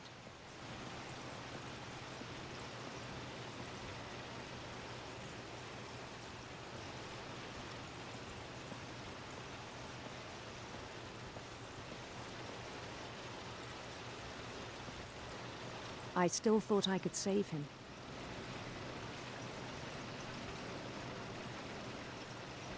Even after he said he was being crowned king over all the lands of wonder.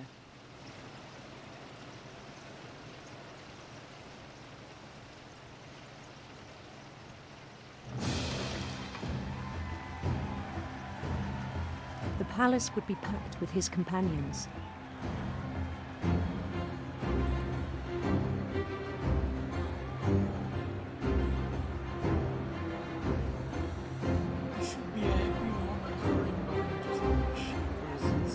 Including the wise Calico who'd insisted on advising him.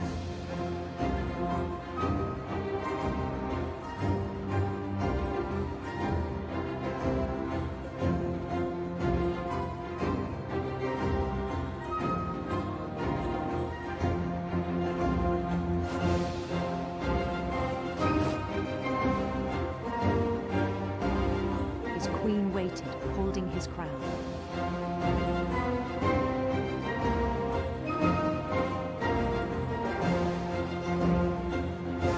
There was only one thing left to do.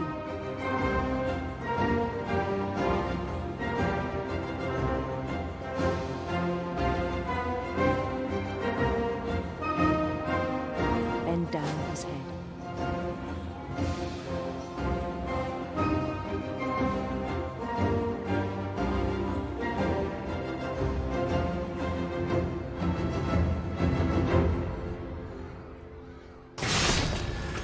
I think you know. Mrs. Finch, your son was a kind man who will be missed by all of us who knew him.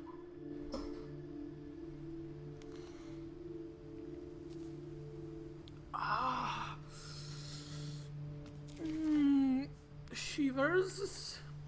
My brother was really cool. I wish you could have met him.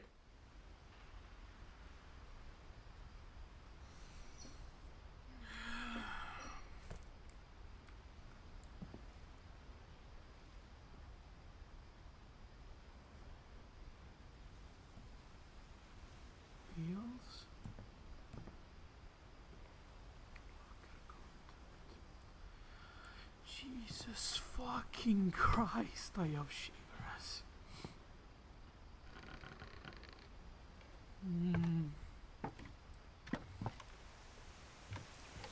On the way back from Lewis's funeral, my mom told me to start packing. She waited until the day before we left to tell Edie. I'm not sure if she wanted to make it easier or harder.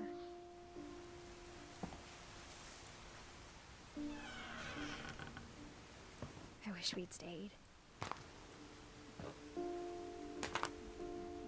But I understand why we left.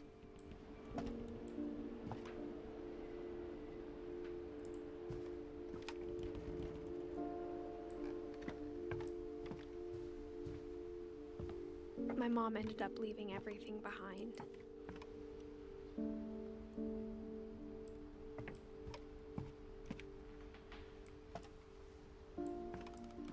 What happened that night had been coming for a long time.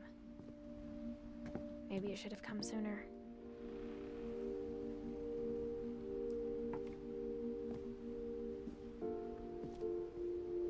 But it had to end one way or another.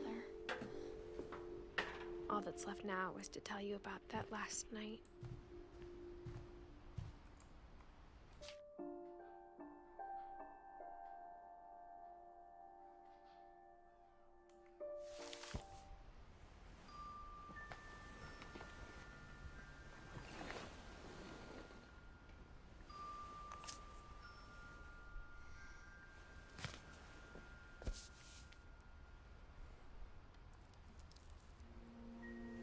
That whole last day, Edie just watched us pack and didn't say a word.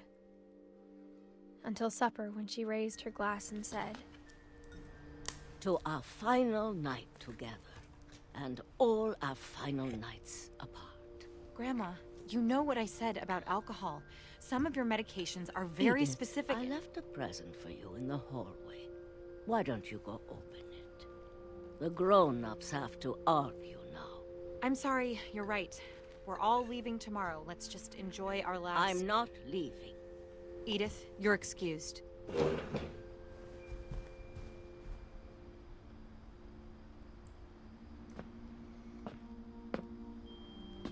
The power had been shut off that morning, but Edie always had plenty of candles.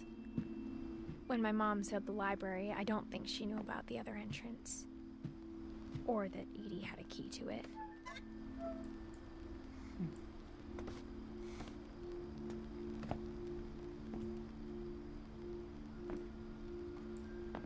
That thing you're afraid of isn't going to end when you leave the house. Edith has a right to know these stories. My children are dead because of your stories. I think it's best if Edith and I leave tonight. We'll have the nursing home send a van for you in the morning, okay?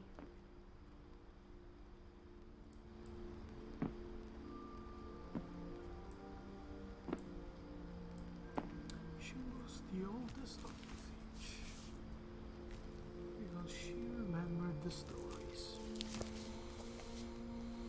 I guess that's a sign. Never forget about the past. Dear Edith, there's so many stories I wish I could tell you, but there's only time for one. This is about what happened on the night you were born. That night, the tide went way, way out. It was the first and last time I ever saw the old house aground. There'd been an earthquake out in the middle of the ocean. They called it the lowest tide in 1,000 years. God, it smelled awful. You know, I've seen that house every day of my life.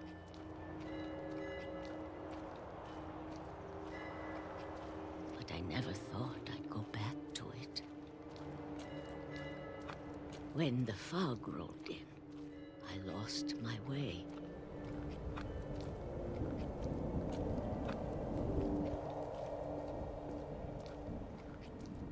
I got turned around.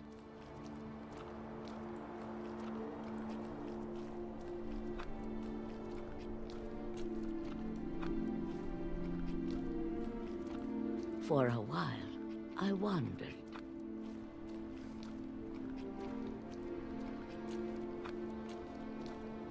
I started seeing things.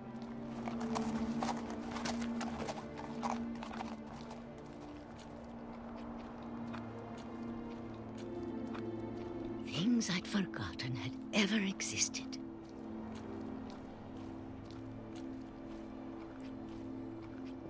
when I saw them, they felt like old friends. That night, a lot of things came back to me. Or maybe I came back to them.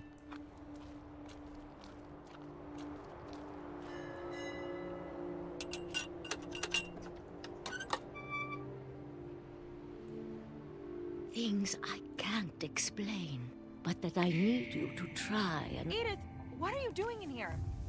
It's mine. Edith! Mom, you're gonna rip it! Let go! I kicked and screamed, but Mom dragged me to the car. I never saw Great-Grandma Edie again. The next morning, the van came to pick her up, but she was already gone. After that, we moved around a lot.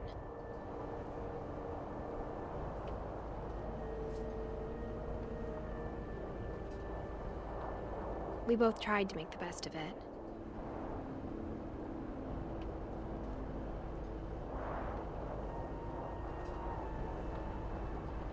A few years went by.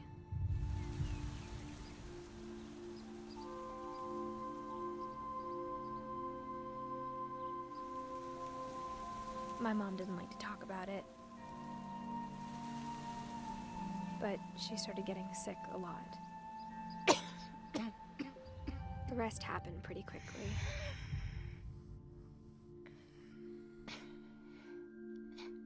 She got better for a while, and then she didn't.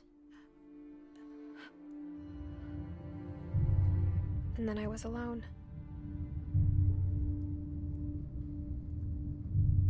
The last Finch left alive.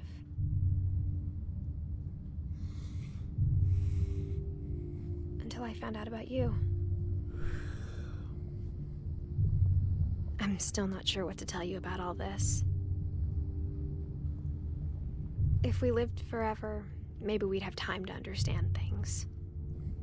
But as it is, I think the best we can do is try to open our eyes.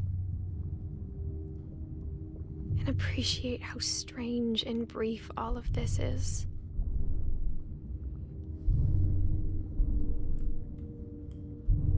This journal was supposed to be for you. But now I hope you'll never see it. I just want to meet you. And tell you all these stories myself.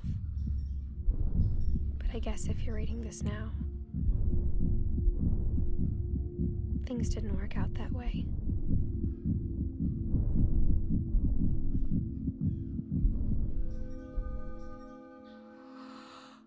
This is where your story begins. I'm sorry I won't be there to see it. It's a lot to ask, but I don't want you to be sad that I'm gone. I want you to be amazed that any of us ever had a chance to be here at all. Good luck.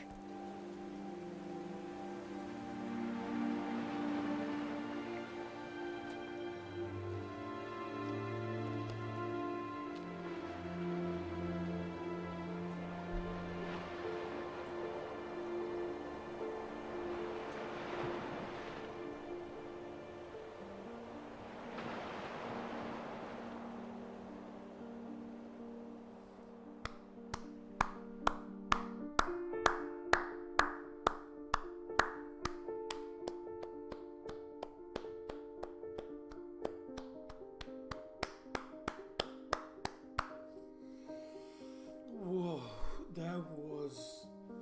Whoa. I'm still shivering.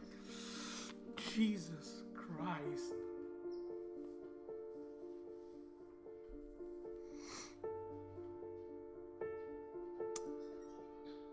Really beautiful indeed.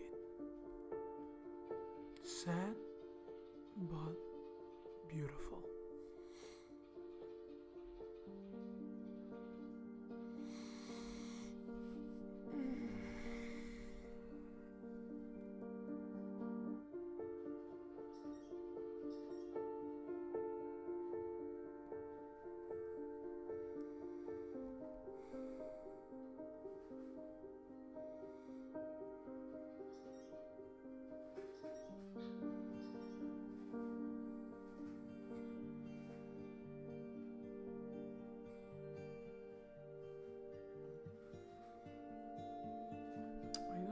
say? It's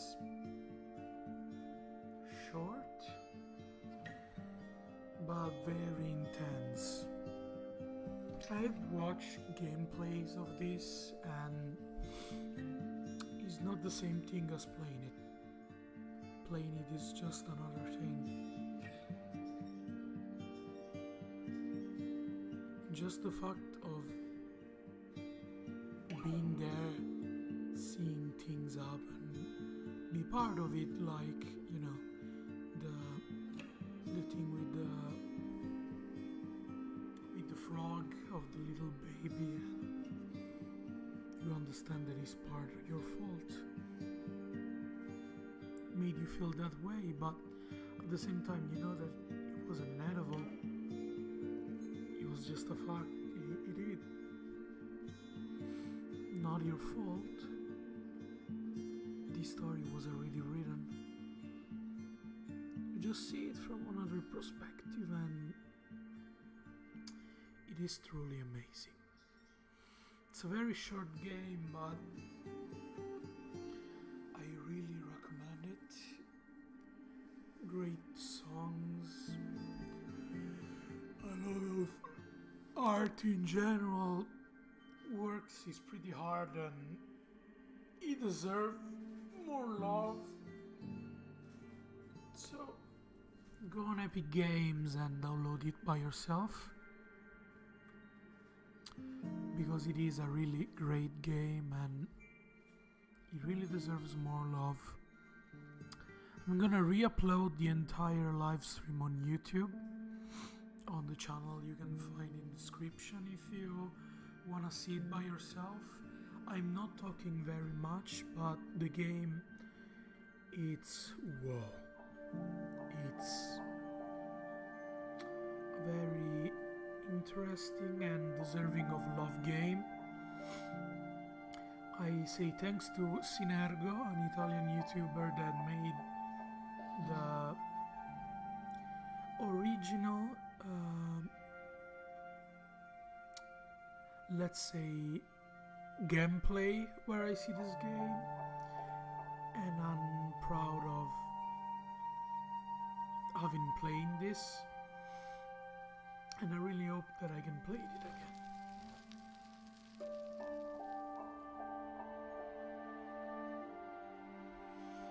Maybe a new game by the same guys would be very,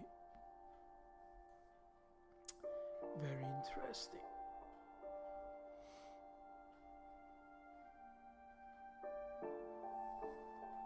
She died in 2016, 2 years ago.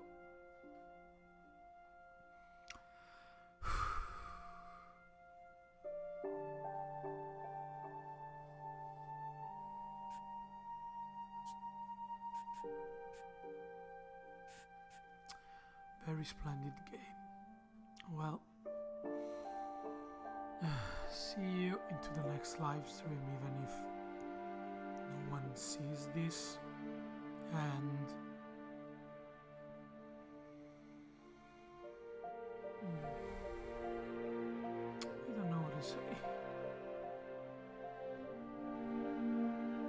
I actually don't know what to say.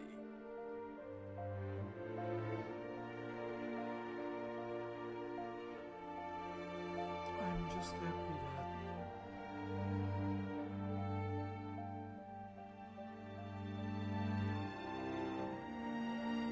her mom died 1 year after, because she died of birth.